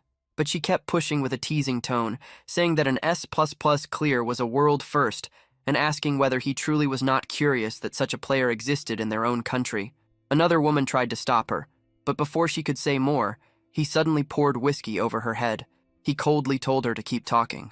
Then he warned the woman to listen carefully. He asked what she thought would happen if he stopped clearing the 66th floor right now. She froze in place. The Black Tower was currently forming in Gangjeong, but he asked what would happen if it appeared near a major city next time. Would South Korea be destroyed? She shook so badly that tears were almost ready to fall. She apologized, but he showed no mercy. He continued saying that the tower was collapsing because of people like her, with shallow faces and empty words. Then they left. Standing by the window in his room, he muttered that he felt terrible. Seriously. These player-obsessed women kept talking about S++, so he had even started surrounding himself with civilians. But no matter where he went, nothing changed. He clenched his jaw. China had contacted him again that month, just like the month before. They offered 180 billion won a year, a mansion, caretakers, a private jet, and treatment equal to that of a national leader. And Japan? 200 billion won annually, a luxury mansion, and 10 personal maids willing to fulfill whatever he wanted. Yet he had stayed in Korea, clearing the 66th floor, facing the dead for months. And this was the thanks he received? People fixated on some bastard who had only cleared the 25th floor? Ungrateful trash. He wondered whether he should just change nationality somewhere else. The 66th floor was not a joke. The 60th floor marked the start of the undead zone. On the 66th floor, specter masters appeared, ghost-like beings so horrifying that simply looking at them made the body shake. Physical attacks did nothing. Only elemental attacks had any effect. Treating them like the ordinary undead from fiction was a fatal mistake. Only those who had personally experienced that suffocating demonic energy could understand. After a single attempt, 3 full days of rest were needed just to recover from the mental damage. Even with accessories, elixirs, and light element weapons earned from tower rewards, staying alive was barely possible. Clearing the 66th floor would not be possible again for a while. He let out a slow breath, changing nationality. He should not just think about it. He should move forward with it. If he suddenly switched countries, it would throw everything into chaos, right? The deadline was getting closer. The collapse threshold of the 66th floor had already passed the halfway point. In about 3 months, the countdown would begin. The only hope would be him, Hugh Keelman, the top player. But by then, he would not even be in Korea. Those fools could regret it. They could despair. Ungrateful bastards. Back to Joo-hyuk, he ordered 10 fried chickens to celebrate the new house. He apologized to the delivery worker for ordering too much. Living in a player residential complex was unbelievably convenient. Staff handled everything, from management to small errands. Laundry pickup and delivery were effortless, and cleaners were available whenever needed. The building had everything. Restaurants serving 3 meals a day, cafes, gyms, dry cleaners, karaoke rooms, and even a swimming pool. He thought he should have moved there much earlier. Satisfied, he carried the food inside to share with the others. They had just finished the 26th floor mission, eliminating 20 swamp trolls. The swamp made the stage notoriously difficult, but thanks to his shadow skill, everything had gone smoothly. He had even taken one down himself. He stepped into the room and called out, asking what they were all watching so seriously now that the chicken had arrived. On the 100-inch television, a girl group was performing. Even Meatball could not look away. Joo-hyuk recognized it at once. A girl group on a 100-inch TV was dazzling enough to overwhelm anyone. Soon, they started eating. John asked whether they should head straight to the 27th floor the next day. Joo-hyuk agreed. Since they had already started, they might as well push all the way to the 29th floor. John then asked why the 29th. Joo-hyuk explained that they would repeat clears for 10 days. Then, once the random summon cooldown ended, he planned to challenge the 30th floor with a full party of 4. That made John wonder if they were recruiting a new member. He admitted he was looking forward to it, but then hesitation crept in. If an SSR rank summon or something even higher appeared, his place as the right-hand man might be in danger. Even so, for the summoner's safety, that outcome would probably be better. He could not make up his mind. Meanwhile, John Hyuk grinned. Even Meatball started cheering. A new member, more fighting. Team leader Gwang-il then returned. He brought the item that had been requested for player Joo-hyuk, Volcano Orc leather armor. It held heat from flame aura and blocked cold and freezing air. Joo-hyuk thanked him. Gwang-il answered that it was nothing. Supporting elite players was part of their job. Joo-hyuk said he would use it well and return it later. Gwang-il wished him luck on the 27th floor. Then they entered Black Tower, Korea, floor 27. It was famous for its brutal cold. But for Joo-hyuk, it actually felt warm because of his equipment. He asked Meatball whether he was cold. The giant answered that a warrior did not feel cold. Meanwhile, John was visibly freezing. He was nearly frozen halfway through standing there. Joo-hyuk asked whether he should lend him his hood. John replied that he was fine. He said he could suppress the cold with magic. Joo-hyuk let out a sigh. If only he had brains, Meatball would have been a true SSR. John then said that it got better when he moved, and that they should start hunting immediately. He rushed forward. Joo-hyuk muttered that he had thought Mr. Kozak had gone wild because of the cold, but to him it felt like sitting under a heated blanket. Honestly, even moving felt bothersome. Still, he figured he should at least catch one. He moved ahead with Meatball. But within seconds, a notification appeared telling him that he had successfully cleared floor 27. Joo-hyuk blinked in disbelief. Already? John answered in a shivering voice that he had cleared it for his summoner. In truth, he had mostly done it for himself. Then another notification appeared. An item had dropped. It was the tower-exclusive Roland Kingdom Paladin Captain's Holy Sword. It was a two-handed sword, but it was badly worn down. When Joo-hyuk picked it up, it felt extremely heavy. He could not tell what made it better than his current mace. He decided he would store it for now and throw it away later. Tower-exclusive Roland Kingdom Paladin Captain's Holy Sword. Its effects were increased attack power, sacred fire, spirit stability, and higher critical rate when fighting undead. Its limitation was that those effects applied only to undead enemies. Its durability was extremely low, meaning it needed repair after use. Its special feature was a faint radiance that infused both the wielder's body and sword. Ju-hyuk asked Meatball whether he wanted to try the sword, but the giant muttered that a warrior used his fists. Then Ju-hyuk turned to John and asked whether he needed it. John answered casually that the gear he used was wyvern leather armor and dwarven daggers. He only dealt in top-tier equipment. Both of them were stubborn in their own way. Ju-hyuk thought to himself that selling it really might be the only option. He wondered whether he should go back to the player shop. The sword was so old that he had no idea whether it would even sell. Still, before getting rid of it, he decided he should test it once. John told him to go ahead and wished him luck. Ju-hyuk swung the sword twice, and after just those 2 swings, all his stamina was gone. John nodded and praised him, saying it was impressive, exactly as expected of Summoner Ban.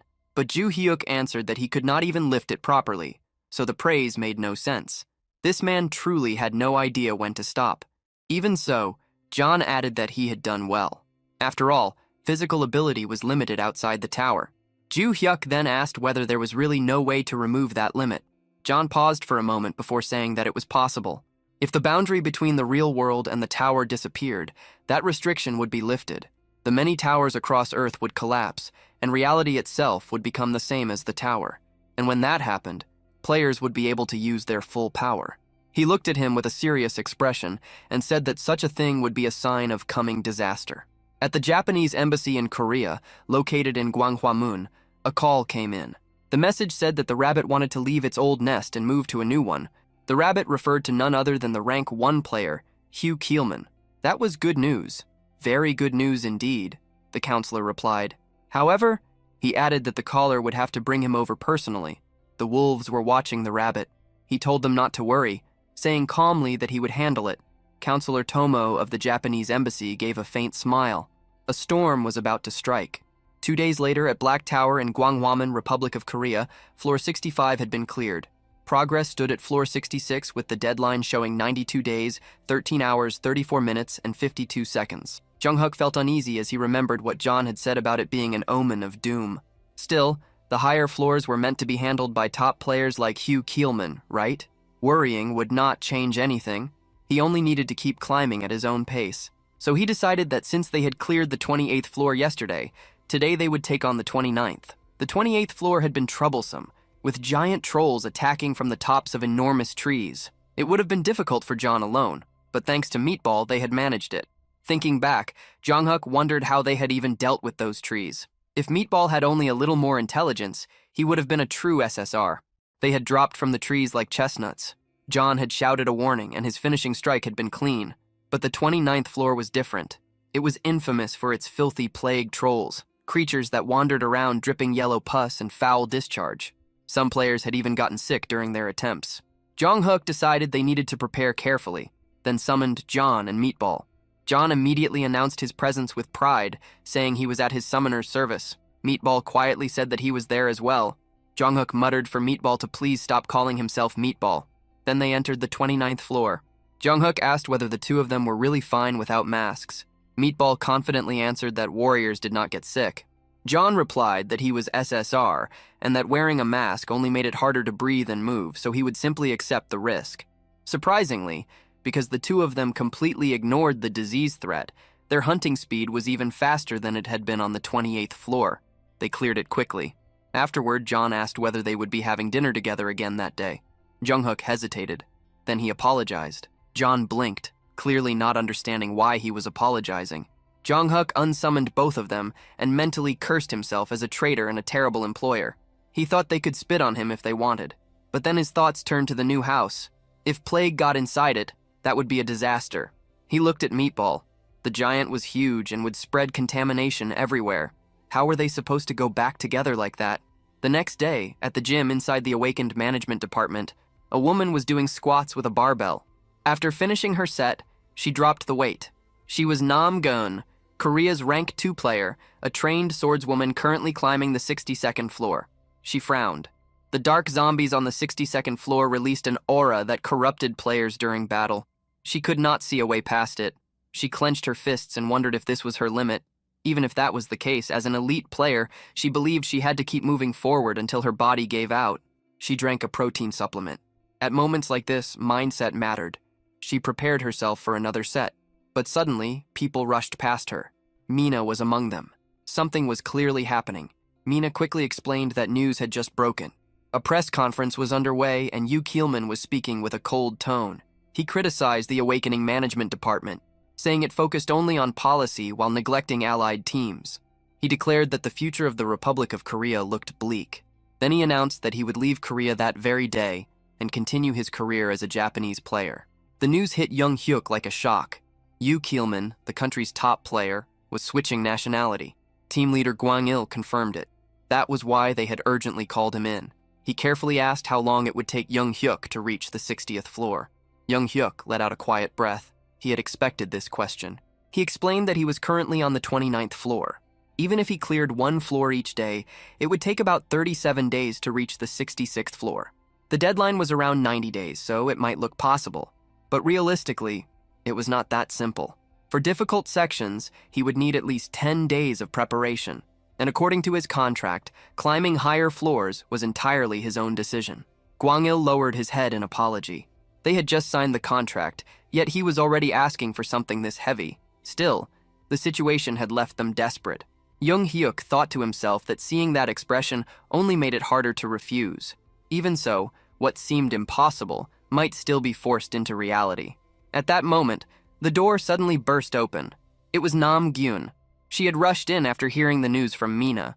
She asked immediately about light attribute items from the United States. Gwang Il shook his head. Those items were still extremely rare worldwide. She nodded, apologizing for her urgency, then noticed Young Hyuk. She realized there was a guest present. Young Hyuk froze under her gaze. Gwang Il hesitated before explaining who he was. Young Hyuk quickly bowed, saying he was only there to sell some items. For someone like him, this moment alone felt like a major achievement. He then remembered something. He mentioned that he had obtained an item earlier and offered it for her to examine since she needed light attribute equipment. He showed her the sword. She carefully inspected it and asked if she could take a closer look. Young Hyuk agreed immediately, his face flushing slightly. She examined the weapon and read its effects. Increased damage against undead and improved critical rate. Her eyes widened. She had never seen effects like that before. Then she placed her hand on his shoulder and asked him to lend it to her just this once, promising to repay him in any way. Young Hyuk froze completely. Her face was close, far too close. His thoughts stopped entirely. He could not process anything beyond how beautiful she looked. For a brief moment, his mind drifted away from reality. He imagined an impossible future, standing beside her, living a completely different life. But in reality, he was simply standing there, lost in his own thoughts, with an awkward expression frozen on his face. Then she spoke again, asking whether he had just said he would lend her the holy sword. That was when Young Hyuk finally returned to reality. He realized that he had drifted off into a ridiculous fantasy without even noticing. Startled, he straightened up at once. He quickly confirmed that yes, of course, he would lend it to her. He told her to use it freely and let him know how it performed. She thanked him warmly, calling him Player Bong, and said that if he ever needed help, he could ask at any time, and she would do whatever she could. She prepared herself almost instantly. She declared that she would challenge the 62nd floor right away. Gwang Il told her to return safely. As she left, Jung Hyuk wondered whether the sword would actually be useful. He hoped the review would be good enough that he could sell it for a decent price. He had planned to get rid of it anyway, so there was no point in getting greedy now. Still, he could not help wondering how much a holy sword like that might be worth. She entered the 62nd floor. The failure conditions were death or abandoning the mission. The moment she stepped inside, she frowned. The undead appeared immediately. Her whole body tensed. No matter how many times she faced this kind of enemy, she could never grow used to it. The crushing pressure and the suffocating energy that made her want to run away were still just as awful as ever. She activated the holy sword. A faint white glow appeared. The blade looked badly worn, and the light it gave off was dim. It felt weaker than expected. The other light attribute items she had used before had shown much brighter. She questioned whether this would really be enough. Then, the undead rushed her. She realized she had no choice but to confront it head-on. To face the enemy without retreating, that was a player's fate. She charged forward. Their attacks collided. The undead's claws were wrapped in dark energy, and that power came crashing toward her. Her body immediately felt heavy. At first, it seemed as though nothing had changed. She thought the sword was useless. Then suddenly, a system notification appeared. Holy Sword Effect, Steadfast Mind activated. A hidden effect had triggered. The dark aura that had entered her body was reflected and completely nullified. She froze for a moment in disbelief. Then she swung again. This time, one strike landed as critical damage against the dark zombie. Her eyes widened as she realized that the dark aura was being erased. If that continued, then the fight had already turned. She pressed the attack. Slash after slash followed. Within seconds, the dark zombie fell. It felt absurdly easy. And from there, she began tearing through the floor without stopping. Meanwhile, team leader Guanyul checked the time. It had been 2 hours since she entered the 62nd floor. Whenever player Namgun failed, she usually returned by then. He wondered how it would go this time. Then she appeared. Juhyuk's eyes sharpened. She was back. Guanyul welcomed her back and praised her effort. She told him to wait a moment while she took a healing potion and removed her armor. Juhyuk immediately thought that there was no way she could have already cleared it, so he assumed she must have abandoned the mission. Maybe even with the Holy Sword, it had still been impossible. He nervously asked how it had gone and said he was glad she returned safely. He asked whether the Holy Sword had at least been somewhat useful, and added that if it had not been good, she could be honest about it. She gave no answer at all. Instead, she walked straight toward him and wrapped him in a tight hug. And in that instant, something inside Juhyuk's lifelong, painfully untouched existence cracked apart completely. His brain stopped working. He could barely process what was happening. To him, she suddenly felt far too aggressive, far too close, and far too dangerous for his sanity. And just like that, his mind slipped straight back into full delusion mode. Now his mind had already gone even further, imagining the two of them attending their child's elementary school orientation together. She thanked him with complete sincerity, saying that without the holy sword he had lent her, she would have definitely failed. Meanwhile, Juhyuk was still trapped in his own thoughts, mentally watching their imaginary children grow up. Then she turned toward team leader Guanyul. She reported that the 62nd floor clear had been a success. With more testing, she could confirm it fully, but if things continued going well, she believed that even the 66th floor might become possible with that sword. Team leader Guanyul burst with joy. If that was true, then everything had changed.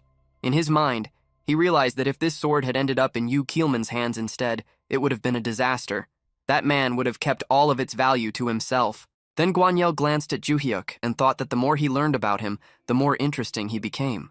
Gyun suddenly stepped back, apologizing because she had gotten carried away. That was when Juhyuk finally came back to his senses. It felt as if he had lived an entire lifetime inside that delusion. She explained that she had used the sword well, but the blade had been damaged in several places. Juhyuk thought that it had already been in rough condition from the start. At this rate, it would probably wear down completely after only a few more uses. Guanyul added that this was not a problem. There were skilled craftsmen in the player workshop, and with proper repairs, the sword could last much longer. Relief appeared on her face. Juhyuk then asked whether the repair costs would be high. Guanyul immediately answered that the department would cover it. Juhyuk hesitated for a moment, then asked whether they would rather buy it from him outright, since they were going to need it for clearing the higher floors anyway. Guanyul shook his head. In his view, selling it would be a mistake. Renting it out would be far more profitable while still keeping ownership. There were hundreds of towers across the world, and most countries had not even reached the 60th floor yet. That meant people would come looking for this weapon. It could be rented out for 10 billion won every single time it was used. Juhyuk froze. A rental business. Pure profit. Guanyul continued, saying that the department would even handle all the rental procedures for him. Juhyuk nodded immediately. Then he offered to rent it to the department for 1 billion won for now, while leaving room to expand globally in the future. Guanyul quickly waved that idea away and said there was no need to worry. The department would handle everything. Once all of it was settled, Juhyuk was overflowing with excitement. 10 billion won per rental. It did not even feel real anymore. This was no longer just a sword, it was a gold mine. So he declared that the day called for a celebration. He bought food for John and Meatball. John was thrilled, clearly touched that Juhyuk had personally bought it for them. Even Meatball was overjoyed, saying that no one had ever treated him this well before. Juhyuk told them to eat as much as they wanted and not hold back. He admitted that thanks to the two of them, he had made it this far. That evening, breaking news spread across Korea. The 62nd floor had been cleared successfully. A new holy sword with divine attributes had been revealed. Player Nam Gun had emerged as a new hope for the 66th floor. People even began forgetting Yu Keelman. And just like that, because of Joo-hyuk's unexpected contribution, Korea's crisis slowly started turning into an opportunity.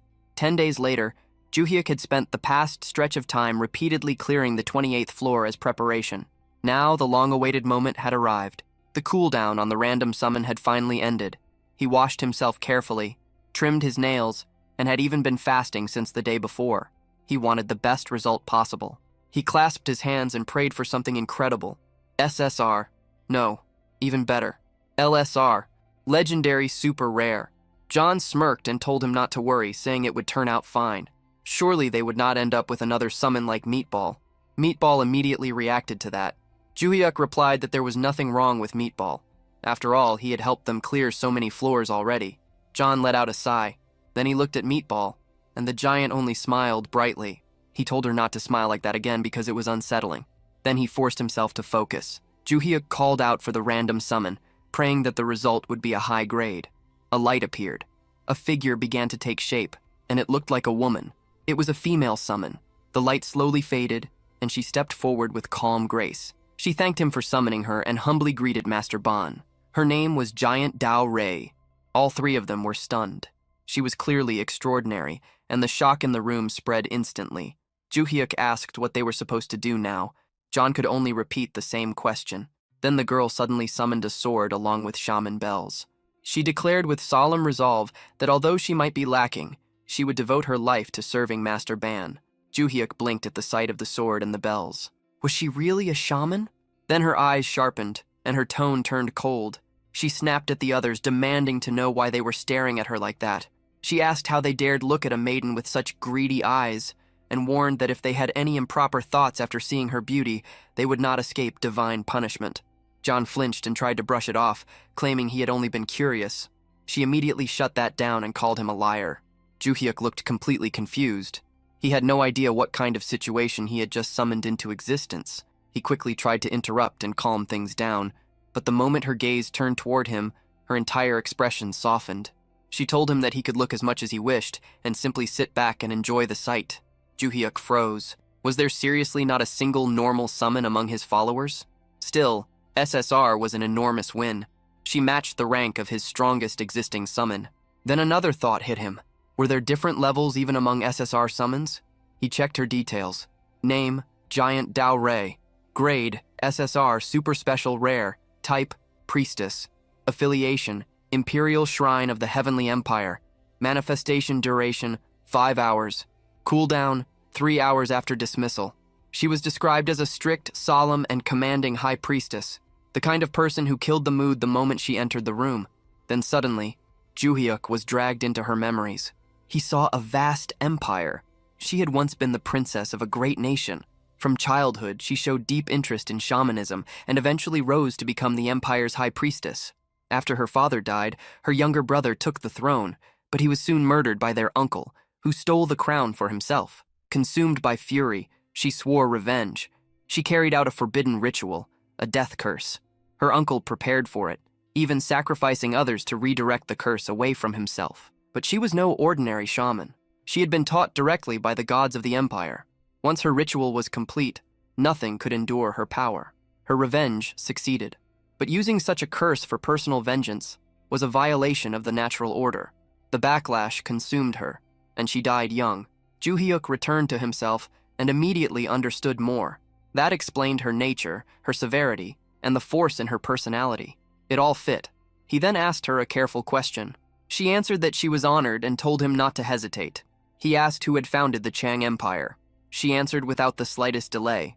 It had been the great King Jianlong, the ruler who defeated the wicked Wang and Kim clans and expanded their territory all the way to Goryeo. He had been a great ruler who changed the nation's name from Baekje to Chang. Joo-hyuk asked if that meant the giant founder of later Baekje was the one she was referring to. She slowly nodded and confirmed it. Then Joo-hyuk fell into thought. A parallel world. In her world, later Baekje had unified the three kingdoms instead of Goryeo. Kozak had once mentioned that his previous world also resembled modern Earth. Joo-hyuk kept thinking. The history before the three kingdoms matched what he knew. It seemed that history had split off exactly around that era. It was fascinating. No wonder she carried herself that way. She had literally been a princess. Then suddenly, another thought hit him. He had been fasting since the day before for the summon. Now that everyone was gathered, maybe they should eat some ramen. John agreed immediately and asked for a mild one. Then Ju-hyuk turned to Jian and asked about her choice. She hesitated, feeling that being picky about food went against proper conduct. Meatball said everything sounded amazing. John added that anything made by Master Bong was the best. Ju-hyuk smiled and said he would make it quickly, telling them to just grab a large bowl. Then Jian suddenly exploded. She demanded to know how they could act so shamelessly when they were merely summons. She said they deserved a beating and told them to get lost immediately. How could they allow Master Bong to prepare food with his own hands? Her sudden outburst startled Ju-hyuk. John protested, saying that they were the same rank, so he could not understand why she kept talking down to them. But Jian stepped forward with overwhelming authority. She said she had tried to stay reasonable, but now it seemed she would have to curse them just to make them understand. John immediately backed away. A curse was not something he wanted anywhere near him. In the very next moment, they were all in the kitchen. John declared that he would make the ramen. Even Meatball ended up struggling with the pot. Ju-hyuk let out a sigh. A crazed assassin and a savage warrior. Apparently even these death-defying lunatics still had things they feared. After the meal, Ju-hyuk asked if they should head to the tower. Jian declared that this maiden would serve him with complete loyalty and that he only needed to give the order. Then they entered the 30th floor. Ju-hyuk thought that Jian joining them might actually be a good thing. Kozak was completely intimidated by her now, so maybe that would force him to behave. John warned him not to act carelessly. Jian snapped right back and called him a brat, telling him to mind his manners. John answered that loyalty meant safety first. Meatball then declared that he would handle everything himself and that he would protect the summoner even if it cost his life. Jian heard that and turned to John, saying that although she first took him for ill-bred trash with no manners, his spirit was at least in the right place. John flushed a little and muttered to himself, wondering if the hierarchy had already been settled. The mission appeared. Defeat 18 trolls and 1 twin-headed troll. Time limit, 13 hours. John started analyzing the situation. He wondered how a shaman like Jian actually fought. Based on her past, he assumed it would involve curses. Maybe she would unleash some kind of death ritual on them. Then Jian suddenly summoned speakers. Normally, she explained, she would need a master drummer, but since she was alone, she had to make do with another method. Then she began the ritual. She declared that the god's protection was with Master Bong and ordered the wicked spirits to disappear. Divine energy spread across the battlefield. Meatball's body swelled with power, and his skin turned hard like steel. Even the troll's attacks could not leave a mark on him. With a single swing, he erased more than 10 trolls at once. Jong-hyuk's senses grew sharper. His attacks felt quicker, cleaner, and far more deadly. The trolls themselves began to slow down. He immediately realized that she was applying buffs and debuffs at the same time. He had never seen anything like it before. His fighting spirit surged wildly inside him. So he shouted that it was time for him to hunt some too. He tried to rush toward the trolls, but Jian grabbed him at once. She told him to hold back, insisting that combat was best left to his servants. He only needed to sit comfortably and watch. Jong-hyuk felt frustrated. He only wanted to take down one. But Jian could not understand why he would lower himself to stand beside such lowly beings. She insisted that he must not degrade himself like that. Jong-hyuk realized he was about to miss everything again. He told her to let go, but she refused. He could only curse the situation as it happened all over again. Before he could do anything, the mission was already finished. A level-up notification popped up. Jong-hyuk let out a sigh and thought bitterly that he had not managed to defeat even one enemy. He felt that he should have ignored her and forced his way in. Then Jian looked at him. She asked whether he was displeased. Her eyes shook visibly. She looked as though she might start crying at any second.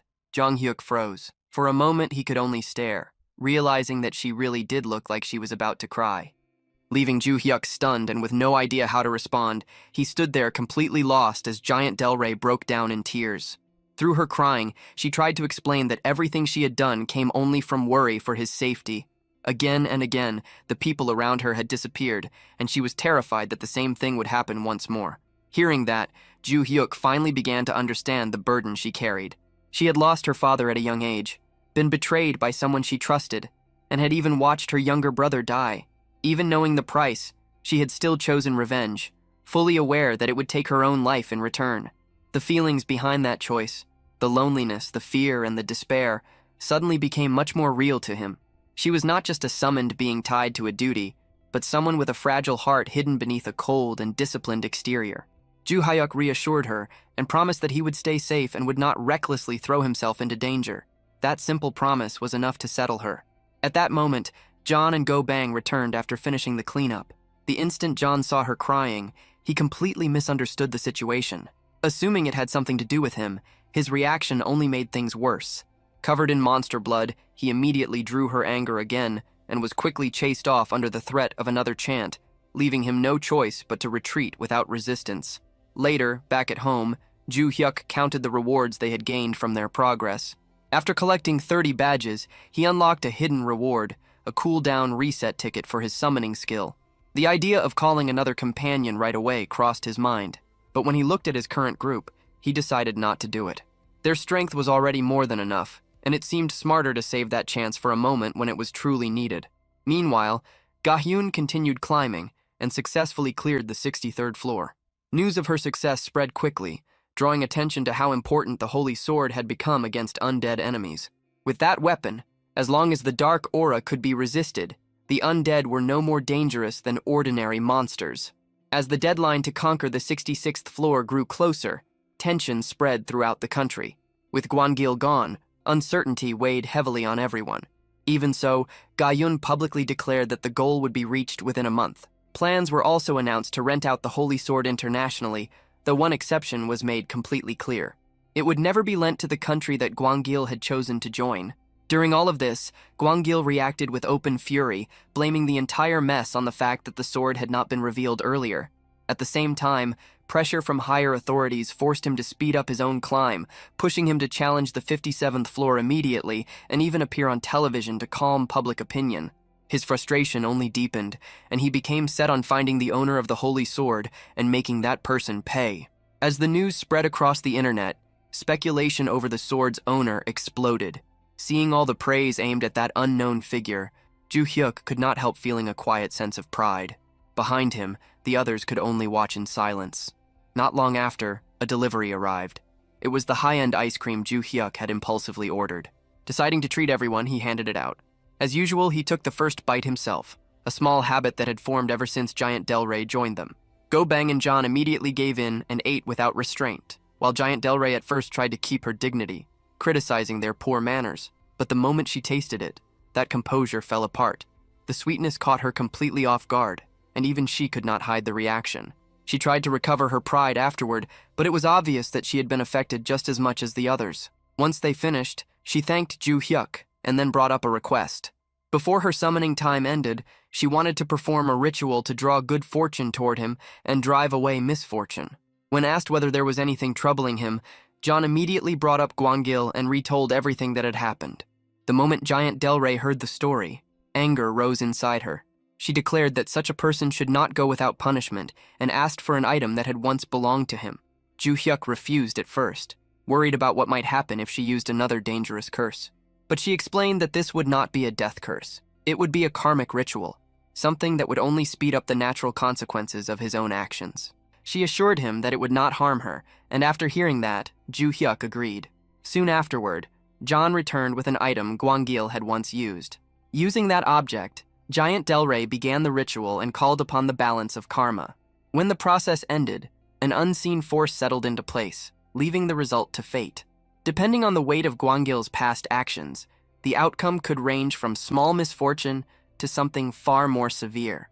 Elsewhere, Gwangil appeared on television, now presented as Japan's sole hope for conquering the Black Tower. As Japan's symbol for that mission, Gwangil stepped onto the stage and was met at once with loud applause. During the broadcast, he carried himself with full confidence, explaining that although there was still time before the deadline, he had chosen to move early in order to reassure the public. With his strength, clearing the 57th floor seemed like nothing difficult at all, and he intended to prove it right there on the spot. Without hesitation, he entered the Black Tower. The mission was to hunt 15 flame wyverns within 14 hours, creatures that dominated the sky and preyed on ogres. He had cleared this floor many times before, so he knew its patterns well. Even so, as the fight began, a strange sense of unease started creeping over him. He began by targeting enemies that were isolated, the usual method for avoiding being surrounded. As an all-weapon user, he could adjust to any distance, so he opened the battle with long-range attacks. But something immediately felt wrong. The first arrow he released deflected in an unexpected direction, striking a different wyvern and drawing extra attention, though dealing with two at once was still within his ability.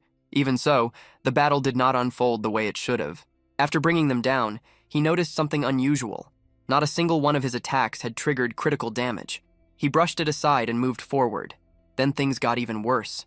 A sudden sneeze ruined his aim, sending an arrow straight into a cluster of wyverns. At once, 3 of them focused on him and launched a coordinated assault.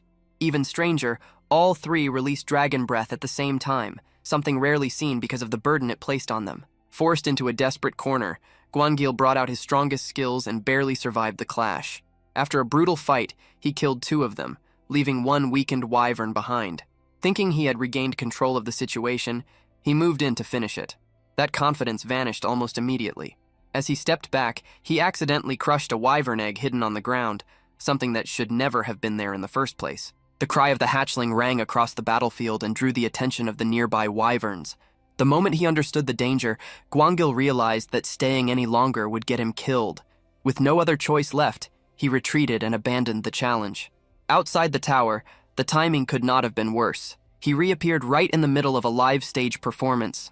The audience was shocked, but he ignored everything around him and immediately drank a healing potion. Even with the crowd erupting around him, he showed no reaction and walked away in silence. News of his failure spread across the world at once. Public opinion turned vicious, and he quickly became a target of open ridicule. At the same time, Ju Hyuk continued climbing and cleared the 31st floor. But once again, he had failed to join the fight himself, and that left him deeply irritated. Meanwhile, Gayun kept advancing at an incredible pace, breaking record after record thanks to the power of the Holy Sword. Elsewhere, discussions about the sword had already begun in the United States. Since their own deadline was still secure, their attention shifted away from urgency and toward strategy. They decided to delay negotiations and use Japan's growing desperation to squeeze out the highest possible profit, planning to wait until the pressure reached its peak before acting. Then news spread that Chow Min had failed the same floor twice in a row. As a result, he had completely vanished from public life, unable to even step outside his own home. All across Japan, public opinion had turned against him, and a clip of his humiliating collapse spread everywhere, making his situation even worse. Bong Joo-hyuk thought about it and felt that Chow Min was simply facing the result of his own choices. There was some curiosity over whether that curse would last forever, but it was understood that it would not. Once the balance of his actions was restored, the curse would naturally fade away. Even so, although he believed it was deserved, Bong Joo-hyuk still felt a small trace of pity for him. Then his attention shifted, and his energy returned. It was time to challenge the 32nd floor. Cossack prepared himself with a short warm-up, eager to push his efficiency in combat as far as possible. Meanwhile, Mikasa stayed calm and ready as always. At the same time, Meatball was visibly thrilled, practically shaking with excitement at the thought of hunting monsters again. Before they headed out, Bong Joo-hyuk suddenly stopped and said that he had something important to discuss with Mikasa. To shape the mood, he revealed a stack of premium ice cream boxes. The moment Mikasa saw them, she nearly lost control of herself, her excitement rising at once. Bong Joo-hyuk recognized the brand immediately and knew it was one of the highest-tier ice creams available. Meatball reacted just as strongly, his eagerness becoming almost ridiculous to watch. Bong Joo-hyuk found Cossack's knowledge of the brand a little strange, but he let it pass and told both Cossack and Meatball to leave the room so he could speak with Mikasa alone. The two reacted dramatically, begging not to be left out, their emotions swinging all over the place. In the end, Bong Joo-hyuk had to promise them meat if they left, and that instantly changed their attitude. Without any further resistance, they walked out. With the room finally quiet, Mikasa reached toward the ice cream, overcome with delight. She looked at Bong Joo-hyuk with clear admiration, obviously pleased by what he had brought her. But he shifted the conversation and questioned whether it really made sense for someone like him to contribute so little in battle. Determined to change that, he declared that from that point on, he would personally hunt several monsters himself. Mikasa tried to negotiate, aiming to limit his involvement for the sake of his safety. After going back and forth for a while, they reached a compromise. Bong Joo-hyuk would kill 3 monsters per floor. With no better option left, Mikasa accepted the condition. Soon after, they entered the 32nd floor. The mission there was to eliminate Stage 2 Minotaurs. Bong Joon-hyuk explained that Minotaurs appeared from the 31st to the 35th floors, with their stage rising on each level. The environment on those floors suited them perfectly, allowing their bodies to grow larger and larger. While Meatball stood at about 3 meters, the king of those creatures could reach 6 meters in height. Even the Stage 2 Minotaurs standing before them now were around 4 meters tall. Their sheer size alone was enough to shake anyone. Seeing such a huge enemy from up close, Bong Joon-hyuk felt doubt creeping in. After pushing Mikasa to let him fight, backing down now would be humiliating. Just as hesitation started to settle in, Mikasa activated her support magic from behind. Her spell strengthened Bong Joon-hyuk and his summons at the same time, while also slowing the enemies. Encouraged by that silent support, he looked around. Meatball was already holding his ground and had brought down several Minotaurs. Cossack stood nearby, ready to step in at any moment if things went wrong. Realizing he was not alone, Bong Joon-hyuk gathered himself and moved toward his target. The Minotaur attacked first, trying to crush him with force, but Bong Joon-hyuk pushed ahead, using Shadow Step to slip around it. At the right moment, he activated the third form of his primordial Thunder Staff, Falling Thunder Flash, and drove the attack straight into the creature's head, bringing it down in one clean strike. He thought about how repeated floor clears had allowed him to unlock that new form. Its speed and power were on a completely different level, though the cooldown was longer. Despite the fear he had felt at the start, he managed to keep his promise and defeat 3 monsters himself, while Cossack and Meatball cleaned up the rest. Once again, the floor ended with an S++ rank, earning him another platinum badge. The following day, attention turned to Anya, who had just returned from a higher floor. When asked about her progress, she described the 65th floor as extremely difficult. At first, it sounded as though she had struggled badly, but it soon became clear that she had still cleared it in only 6 hours. Everything was moving according to plan, and after a short rest, she intended to challenge the 66th floor. Elsewhere, officials gathered for a meeting to discuss the situation. Even though Chow Man's failures in Japan did not directly affect Korea, unease still remained. After a long discussion, one conclusion was reached. The 66th floor had to be cleared at any cost. Doing so would buy them another 6 months. There was confidence that Bong Joon-hyuk could reach the 60th floor within that time, allowing him and Anya to join forces on the upper floors. Still, one concern remained. People began to worry about whether Bong Joon-hyuk's holy sword would last that long, considering how badly its condition had already started to decline. Even with that concern, trust in his ability remained strong. People compared him to other top players and kept reaching the same conclusion. Bong Joon-hyuk was exceptional, possibly even beyond them. His streak of consecutive S++ clears had already broken all previous standards. Then, at that very moment, another update came out and pushed that record even further. He had now reached 33 consecutive S++ clears. That only strengthened the belief that he would become one of the nation's most important players. Later, Bong Joon-hyuk examined a perception-blocking talisman. Its effect allowed his summons to appear as harmless creatures in the eyes of others. To normal people, they would still seem ordinary, and even powerful figures from the past had once used tools like this. When he tested it, he realized it worked perfectly, even on Meatball despite his huge size. No one showed fear. Then a notification appeared, informing him that 1 billion won had been deposited into his account as a rental fee for the sword. Realizing that Anya had kept making progress with it, he figured that even more money would follow soon. The thought of that kind of wealth pulled him into a brief fantasy about living in complete luxury. Later, he went outside with his summons and watched how ordinary people reacted to them. One passerby even found Meatball cute, seeing him as a harmless little creature because of the talisman's effect. That confirmed the item worked flawlessly. Satisfied, Bong Joon-hyuk decided to treat his companions to an expensive meal. Even though the restaurant prices were outrageous, he told them to eat as much as they wanted. They showed no concern for the cost and enjoyed everything without restraint. The next day, reality hit him hard. The final bill was enormous, leaving Bong Joon-hyuk staring at it in disbelief. Even so, he forced himself to move past it and turned his attention back to the next goal, clearing another floor. Before long, they arrived at the 34th floor, where the mission was to defeat 20 Stage 4 Minotaurs. The moment Bong Joon-hyuk saw one, he was hit by its overwhelming size. It stood around 6 meters tall and completely dwarfed him. Fear crept in as he wondered how he was supposed to kill something like that. He quickly came up with a plan. First, break its balance by attacking the legs, then finish it while it was unstable. But uncertainty still remained. At that moment, Cossack stepped forward and offered support. On the condition that Bong Joo-hyuk would fight only one monster, he agreed to help. With that settled, Cossack coordinated with Meatball. Meatball took position to assist, planting his stance properly this time. Bong Joo-hyuk understood the plan. He would use Meatball's raw strength to launch himself high into the air. Trusting his team, he ran forward and jumped onto Meatball's hands. With a powerful shove, he was thrown high into the air, but the force was far greater than he had expected. He shot upward out of control, lost his balance in midair, and then began falling faster and faster. Panic hit him, but at the final moment, he activated Shadow Step, slowing his fall and regaining control. In that instant, he felt that something had changed. His movement had become lighter, almost as if he could walk through the air itself. The moment he recognized that shift, he understood that his skill had evolved. He gave this new ability the name Shadow Walker, reflecting its power to let him move freely even in midair. After landing safely, he was filled with excitement at having unlocked yet another skill.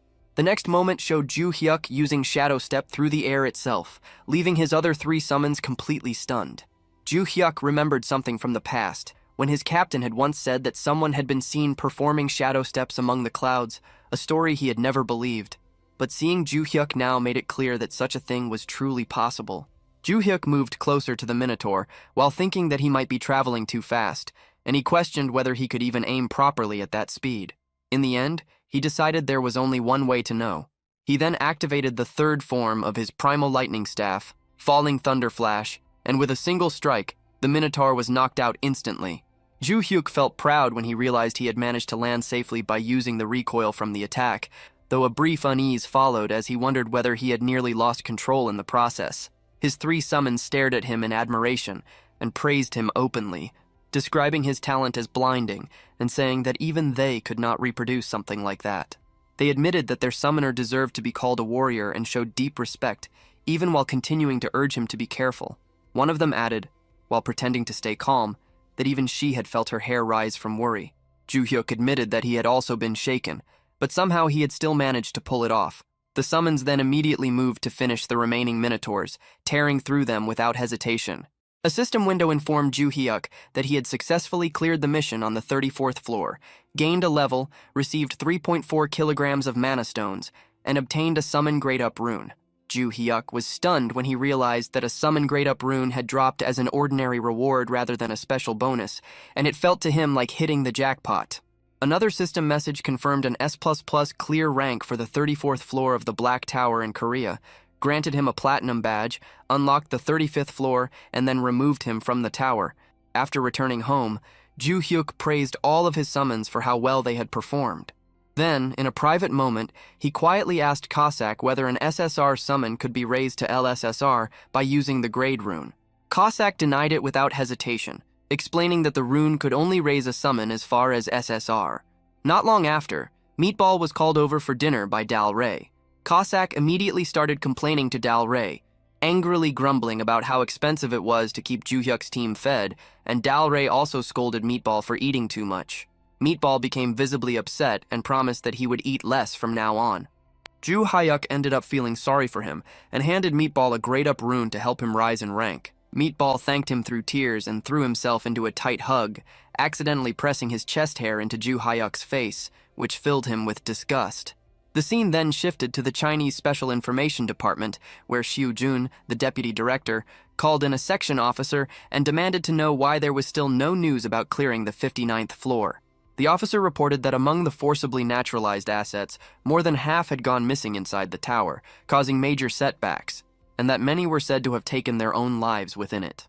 Shujun received a list of elite South Korean players and ordered the officer to select proper targets from recently contracted rookies, making it clear that famous names were to be avoided and that everything had to be carried out without leaving evidence, so the country could never deny responsibility.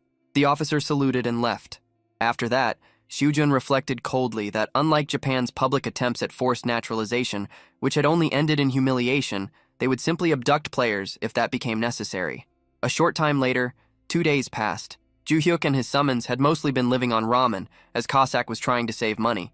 Joo-hyuk remained focused on other concerns when a system window appeared, showing a catalog update that listed the dull barbarian meat shield as unable to be summoned. Joo-hyuk immediately became worried, But Cossack explained that ranking up involved strengthening the soul and was dangerous, with the risk of permanent deletion if the process failed. The word deletion struck Ju-hyuk hard.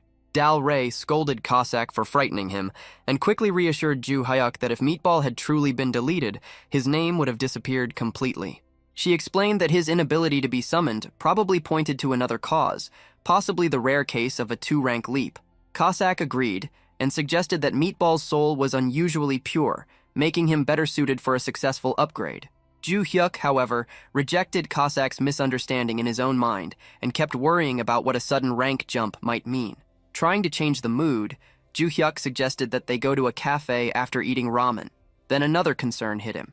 What if Meatball returned even bigger than before, and what if the new house no longer had enough space? The scene shifted to a cafe, where 2 men were talking about the coming raid on the 66th floor, assuming it would be cleared easily because of the Holy Sword. One of them openly expressed admiration for a hero named Nam Gi-un.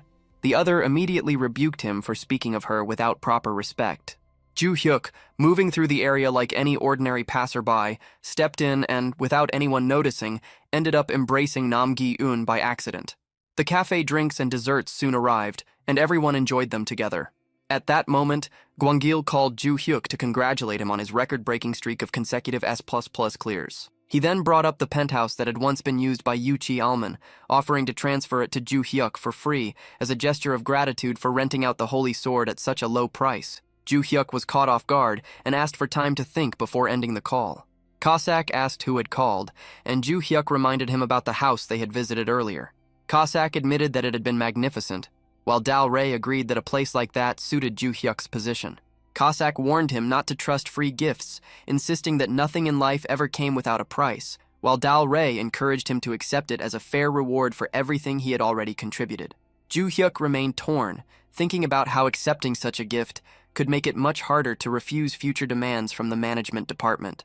In the end, he decided that he would buy the house instead. His summons praised that choice, but the moment he checked the price, Ju-hyuk discovered that it was 20 billion won, not the 2 billion he had expected. That left him frozen in place. Cossack asked what had happened, and Ju-hyuk quietly decided that they should leave. As they walked out of the cafe, the summons talked among themselves about how they might not need such a huge home after all. They brought up the trouble of cleaning it, the cost of maintaining it, the long walk to the bathroom at night, the bugs that would gather in the garden, and all the other inconveniences. In the end, they concluded that being with Ju-hyuk mattered more than living in a large place, and they praised his judgment as brilliant. Then, at that moment, 2 suspicious men entered the cafe carrying the smell of weapons, blood, scars, and gunpowder with them. Cossack immediately recognized them as the same kind of people as himself, and silently marked both of them for tracking. Ju-hyuk called for Cossack and told him they were heading home. Cossack decided internally that, for now, he would keep the situation hidden from his summoner, and the scene ended there. The scene shifted to the Awakener's management administration, where Nam Gi-un sat in silence, fully absorbed in image training inside her own mind. In her thoughts, she reviewed how the Holy Sword was vital for neutralizing the dark aura of the undead. Even so, she firmly decided that she could not depend on that weapon alone. Her mental training played out clearly, throwing endless enemies at her, including dark mummies, dark zombies, dark skeletons, dark ghouls, and even a full undead army. She had already cut down hundreds of them to reach her current level, strengthening her resolve and sharpening her senses. As the intense image training came to an end, Gi-un prepared to leave. Her superior addressed her formally, wishing her luck and telling her to stay careful. Mina also voiced her concern, supporting her with clear worry on her face. With their encouragement behind her, Gi-un moved toward the 66th floor of the Korea Black Tower, her focus unshaken as she entered the battlefield. Soon, a skeletal monster appeared in front of her, and without delay, she rushed straight into combat. Hours passed through a brutal struggle, and after 10 exhausting hours, Gi-un finally came out of the tower. Her body was drained, her breathing was rough, and the fatigue was obvious. Mina hurried toward her in panic, but Gi-un reassured her with a faint smile and a thumbs up, silently showing that she had succeeded. At that moment, a system notification appeared, confirming that the 66th floor of the Korea Black Tower had been cleared. The screen showed detailed information about the location in Gangwon-do, Republic of Korea, the cleared floor, the progression to the 67th floor, and the updated time limits. Hearing the news, Mina excitedly informed Gwang-il and their superior, who were overwhelmed with joy. The boss immediately ordered a press release to be sent out without delay, fully understanding the scale of the achievement. The news spread quickly through the media, announcing that South Korea had successfully cleared the 66th floor of the Black Tower. Special broadcasts followed, and the public reacted with huge relief and admiration. Many said they had been holding their breath for 6 months and could finally sleep without fear. Comments poured in, praising the achievement as legendary and admitting that the country might have been doomed without Nam Ga-yoon. Others called her South Korea's new rank one, saying that real heroes were the ones who quietly held the line. The story of sacrifice and loyalty struck the public deeply. People compared her to those who had fled during the crisis, contrasting them with Ga-yoon's unshaken dedication. Emotional reactions spread as viewers admitted they had cried while watching her enter the battle alone. Calls began demanding national support for her, celebrating her achievement along with the Holy Sword Dungeon. During her interview, Ga-yoon humbly credited her success to the support of the citizens, rather than taking all the credit for herself. She also gave sincere thanks to the owner who had lent her the Holy Sword, showing her modest nature despite the massive praise surrounding her. Meanwhile, Jae-hyuk watched the broadcast on television while speaking with Gwang-il on the phone. He had already expected her to succeed, and he felt relieved that the 6 months they gained would give him enough time to climb higher floors at his own pace. After ending the call, he found himself restless, filled with a strong urge to move. He wanted to enter the 35th floor soon, but his progress had been delayed because of Go-bang's condition. Then, a system notification suddenly appeared, showing a catalog update for Savage Meat Shield. Jae-hyuk noticed that the restriction blocking the summon had vanished. Without hesitation, he summoned Meatball, also known as Go-bang. As the summoning finished, Jae-hyuk eagerly wondered whether the result would be SR or SSR rank. The system confirmed that Savage Meat Shield had been successfully called through designated summon. Jae-hyuk welcomed Go-bang back, but his expression quickly shifted into shock when he saw the transformation. Go-bang was no longer the same huge and bulky figure. Instead, he looked fit, muscular, and shockingly handsome, with a sharp body and clear 8-pack abs. Go-bang thanked him, saying he had been afraid he would never return, and that he was deeply grateful to be summoned again. The system displayed his updated catalog, showing that his rank had risen to SSR. He was now classified as a savage warrior, with detailed stats including manifestation limits, satisfaction rating, and cooldown time. Soon after, Dalry and Cossack were summoned as well. They greeted Jae-hyuk with respect, but both froze when they saw Go-bang's new appearance. Cossack, confused and uneasy, questioned whether their existence had been exposed to another person. Jae-hyuk explained that the transformed warrior was none other than Go-bang himself. Their disbelief was clear. As Cossack struggled to accept it, Jae-hyuk congratulated Go-bang on his reinforcement, noting that the sharp rise in rank had changed his body completely. To confirm his identity, Jae-hyuk asked Go-bang to recite the 3 laws of the summoned. Go-bang tried to answer, but failed to remember them properly, which reassured Jae-hyuk that despite the new appearance, it was definitely the same Go-bang. With Go-bang back, Jae-hyuk suggested entering the tower again for a farming mission. The team agreed and moved to the 34th floor of the Korea Black Tower. When they arrived, they faced massive demons. Go-bang stepped forward, saying he would take the lead. Jae-hyuk hesitated, worried about his new form, which now looked smaller compared to his former towering size. Jae-hyuk suggested that Go-bang should receive buffs from Dalry and work together with Cossack, but Go-bang refused, saying he wanted to test his evolved strength on his own. Trusting his resolve, Jae-hyuk reluctantly agreed, while telling Cossack to stay ready in case intervention became necessary. Go-bang then let out a thunderous shout, drawing every demon's attention at once. Jae-hyuk grew alarmed, thinking it would have been smarter to fight them one by one. But then Go-bang transformed again, growing even larger than before. His size now rivaled a minotaur's, reaching a massive scale that stunned everyone there. What followed was pure, overwhelming force. Go-bang fought the entire group of demons alone, showing incredible toughness and destructive power. His once reckless style now looked controlled and terrifying. Jae-hyuk watched in awe, even joking that he should have brought popcorn to enjoy the show. Cossack, however, reacted with irritation, complaining that Go-bang's power had been boosted far more unfairly than his own rune upgrade. Dowry scolded him sharply for that attitude, reminding him that Go Bang's increased strength meant Jae-hyuk would be safer. Realizing his mistake, Cossack apologized, clearly ashamed. Jae-hyuk then stepped in, softly asking Dowry to treat Cossack with more respect. Constant harsh words were unnecessary and made things uncomfortable. Dowry accepted the correction and sincerely apologized to Cossack, even taking his hand as a sign of goodwill. The reconciliation relieved Jae-hyuk, who wanted the group to stay united. Meanwhile, Go Bang kept fighting fiercely. At one point, he was struck from behind, making Jae-hyuk panic for a moment. But Go Bang answered with even greater force, completely overpowering the demons. His performance went far beyond anything he could do as an R rank, proving just how much he had grown. Soon after, a system message confirmed that the 34th floor mission had been cleared successfully. Go Bang returned to his refined human form and calmly stated that the 34th floor had been far too easy for him. There was no arrogance in his tone, only quiet certainty backed by overwhelming strength. The energy still hanging in the air made it clear that he had not even gone all out. Even the system's presence felt strangely subdued, as if recognizing his dominance. Go Bang expressed a desire to challenge stronger floors and keep fighting without end. Jae-hyuk, impressed and excited, declared that S++ clears would no longer be a problem. With renewed confidence and determination, he decided to climb quickly toward higher floors, moving forward together with... The next scene showed Dowry, Jae-hyuk, and Meatball sitting together while eating. Jae-hyuk looked at Meatball and smiled, thinking that with his increased firepower and a more compact SSR form, things felt satisfying in many ways. However, despite the change in appearance, Meatball still ate like a wild animal, throwing food everywhere. Seeing that, Jae-hyuk's smile faded, replaced by disappointment, realizing that nothing about Meatball's behavior had improved. Frustration burst out, and he snapped at him to stop making a mess.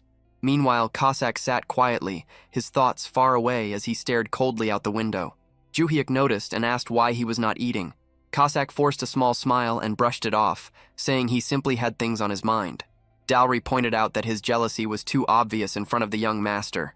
Cossack, looking shaken and close to tears, denied it strongly.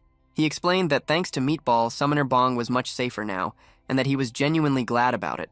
Jae-hyuk reminded himself not to lower his guard just because Meatball had gotten smaller, noting that his appetite seemed even worse than before. He offered some food he had saved. Cossack became emotional, eating while crying and expressing how moved he felt. Jae-hyuk then asked if there was anything else he needed. Cossack hesitated before admitting that his manifestation time was about to end and asked to be summoned again around midnight. He explained the designated summon cooldown, that once his time expired, 3 hours had to pass before he could return. Jae-hyuk asked why, and Cossack shyly revealed the reason. There was a football match scheduled overseas that night, and he wanted to watch it live. Jae-hyuk looked surprised, wondering if Cossack had always liked football. Cossack eagerly confirmed it, clearly excited. Jae-hyuk agreed to summon him again later, and Cossack smiled with genuine happiness. Jae-hyuk then mentioned that he planned to visit the Awakening Management Department since he had gathered a large amount of mana stones. Cossack grew uneasy and asked if he was going alone, requesting to go with him. Meatball insisted that the outside was dangerous, saying the warrior should protect the summoner. Dowry also stepped in, suggesting that it was safer if they accompanied him. All of them acted like he was a child, refusing to let him go by himself. Jae-hyuk grew annoyed and snapped, reminding them that they could not even enter if they were not registered as players. The scene then shifted to the Awakening Management Department. Jae-hyuk arrived in a car sent by Gwang. Gwang welcomed him warmly, thanking him for taking the time to come. Jae-hyuk smiled and said that since a car was always sent for him, it was never a hassle. In his mind, he thought that the real difficulty had been leaving his summons behind. He casually mentioned that a normal car would have been enough, since he was not used to riding in limousines. Gwang laughed it off and told him not to feel burdened, saying that such treatment was only natural. Then he guided Jae-hyuk inside. They sat down on a sofa, and Gwang informed him that the mana stones he had brought weighed 54 kilograms, and that a total of 27 million won had already been deposited. Jae-hyuk expressed his thanks. Gwang congratulated him on clearing the floor, and pointed out that player Nam Gi-eun had also performed remarkably well. He added that her success was largely due to Jae-hyuk lending her the holy sword. Then he brought up the penthouse transfer again, and asked if Jae-hyuk had made a decision. Jae-hyuk hesitated, saying that receiving something like that for free felt like too much pressure, and that he would rather earn the money and buy it himself later. Gwang insisted that the offer would remain open, stating that the penthouse would be kept vacant for him, making it clear that he was determined to give him the property. Juhyuk felt a quiet sense of guilt, thinking about how far they were going for him. Gwang then shifted to a more serious topic. Juhyuk asked what it was, and Gwang explained that it concerned player Gerald Watson, who was scheduled to visit Korea in a few days. Juhyuk recognized the name immediately. Gwang explained that Gerald Watson was a world-famous player, a magic swordsman, and currently the highest-level player in the world. Juhyuk wondered why this was being brought up. Gwang revealed that the purpose of the visit was to rent the holy sword, with a proposed fee of $10 million per use. Juhyuk was shocked, internally questioning whether he had heard that correctly. Gwang confirmed that it was indeed $10 million, roughly 13 billion won. Juhyuk froze, his expression stiff with disbelief. Gwang watched his reaction and remarked that even that amount might not be enough, considering that the sword could essentially prevent a national crisis. He added that he intended to stall the negotiation team, since settling for only $10 million felt too low. Juhyuk grew tense, sweat forming as he struggled to process everything. He thought about what could happen if pride caused the deal to collapse, and the idea of losing such an opportunity made him uneasy. He quickly cut in, insisting that $10 million was already more than enough, and urged them to accept the offer and move forward with the deal. Later, Juhyuk returned home and became emotional while thinking about the 13 billion won. Tears of happiness ran down his face as he realized that his 2 billion won salary could now be treated like pocket money. He thought about his parents and felt that he had finally made it. Feeling hungry, he considered ordering fried chicken, jokbal, beef yuko, or tuna sashimi, even thinking about ordering everything at once. But he stopped himself and chose to eat ramen instead. As he ate, tears continued to fall, not from sadness, but from relief and happiness. He thought about saving tuna sashimi to enjoy later with his summons, realizing that he was already satisfied just eating ramen for now. As night came, Juhyuk summoned Cossack again. He mentioned that he was exhausted from moving around all day and would not be able to stay awake to see him off when his time ended. He told Cossack to enjoy the football match as much as he wanted. Cossack began watching the game while Juhyuk fell asleep. After Juhyuk drifted off, Cossack quietly stepped outside. He reflected that the tracking mark he had placed had no physical form, and that it could not be detected or removed by anyone on Earth. He traced the marks he had placed on the two suspicious figures the day before. Throughout the entire day, he kept sensing those fragments of magic lingering, watching the office without pause. The thought of someone spying on the place where the summoner lived stirred anger in him. He narrowed down their location without hesitation. The scene shifted to a place operating under the name Imperial Traditional Massage. Inside, several individuals reviewed gathered data. They spoke through lists of targets, going over details one by one. A woman named Kim Minji, 32, recently contracted to an elite team, estimated to have reached at least the 30th floor. More names followed, including Jang Dongsu. Then they reached Bongju Hauk, 25, noted as having signed his contract just over 2 months ago, with an estimated position somewhere in the high 20s of the tower. Their conclusion came quickly. No immediate problems. The man leading them, Deng Guanlin, captain of the Northeast Special Forces Brigade of the Chinese People's Liberation Army, made the situation clear. This was a one-time operation. They would seize as many targets as possible within a single hour. Before anything could proceed, one of the men lost his head in an instant. The body collapsed, the severed head hitting the floor with a dull sound. Panic spread fast. The remaining members rushed outside, weapons raised, trying to locate the attacker. Inside, Deng continued organizing player photographs, maintaining focus. Then he noticed someone sitting calmly nearby. The intruder examined a photo with quiet interest, remarking on the appearance of his summoner as if nothing around him mattered. Shock hit Deng immediately. The presence made no sense. He reacted without delay, launching a dagger straight at the intruder. The weapon shattered midair, crushed effortlessly by bare hands. In the next moment, pain exploded through Deng's body as his hand was pierced clean through. The intruder remained composed, stating with cold indifference that he was only observing his summoner's image and had no intention of being interrupted. Deng's scream drew the others back inside. Gunfire erupted instantly. Bullets filled the space, but none of it mattered. The attacker stood untouched, completely unmoved. There was no urgency in him, no tension, only certainty. He made it clear that resistance was pointless. Every one of them would die there. The final thought he left hanging in the air carried weight. They had crossed a line they should never have approached. Cossack was targeted by several men who kept shooting at him. He wasn't hurt. Quickly, he jumped and used his sword to take them down. The men were surprised. They told others to catch him, but Cossack cut off their hands and showed they couldn't grab anything now. Anyone trying to attack him was easily knocked down. Dung watched in disbelief, realizing Cossack could handle top-tier Black Ops agents like toys. He felt scared, not believing what he saw. He wondered if Cossack was a Korean spy or a soldier from the head, but concluded it was something else entirely. Dung remembered such amazing fighting skills only appeared in Tower Clear videos. The person before him had that same strong aura of power. Even if Cossack was just a player, how could he use his powers outside the tower? After killing the last agent, Cossack went to Dung. He checked if Dung spoke Korean and asked for an apology. Dung apologized, but it didn't help. Cossack cut off his head anyway, showing no mercy. He made sure Dung knew who he had offended. Then, Cossack tied a red bow on Dung's head and put it on a table before leaving. As he walked away, he panicked, thinking Summoner Bong would hate this outcome. Still, he couldn't change his style. Recalling the warning not to kill, knowing he might be kicked out if caught, he removed the red bow from Dung's head. The next day, Ju Hyuk called them together. He casually mentioned the night before and said Cossack enjoyed watching football. Cossack admitted it was true. Ju Hyuk then noted that he had stocked food in the fridge for Cossack, but he hadn't eaten any. Cossack explained he was too focused on the match. Ju Hyuk found Cossack's enjoyment amusing and suggested they let him know if Cossack wanted to watch another match. Shortly afterward, the three of them prepared for clearing the 35th floor and defeating the Minotaur King. Entering the floor, a system window appeared, informing them that they were in the Black Tower's 35th floor in Korea. The mission required them to defeat 80 Minotaurs of any type and 1 Minotaur King within 13 hours.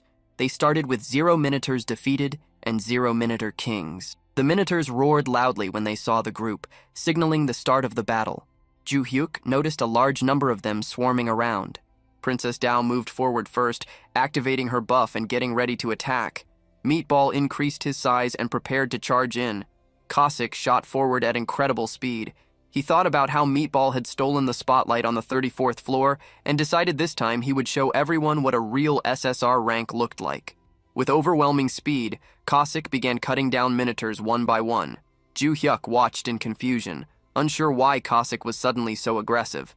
Meanwhile, Meatball continued crushing Minotaurs and confidently told Cossack to fight safely behind him. Cossack quickly replied, refusing any support and saying he could handle everything himself. Seeing both Cossack and Meatball working together, Ju Hyuk realized their progress was accelerating rapidly. He decided to take down a few enemies himself to prove his worth. Determined, he remembered inventing Shadow Step in mid-air. With that resolve, Ju Hyuk used Shadow Step while airborne and moved toward the Minotaurs to attack. However, due to the WIPM trait, he ended up targeting only weaker Minotaurs. At that moment, the Minotaur King suddenly appeared. Ju Hyuk was shocked and terrified, realizing it had arrived much earlier than expected. Just as the battle began, the Minotaur King charged toward Ju Hyuk to attack. But before it could hit him, Meatball stepped in with a single overwhelming blow. The Minotaur King was hit so hard it flew far away, out of sight. The Minotaur King was defeated. Looking at the time, Ju Hyuk smiled, seeing 759 left. He noticed the power balance had changed a lot. Meatball's strength amazed him openly.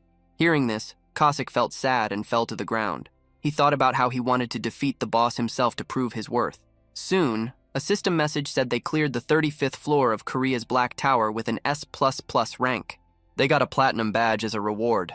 The scene then showed where Cossack had killed Dung and his men. Police were investigating. Mina and Gwangil arrived, introducing themselves as team leader Jian Gwangil from the Awakening Management Office and supervisor Lee Mina, a police officer.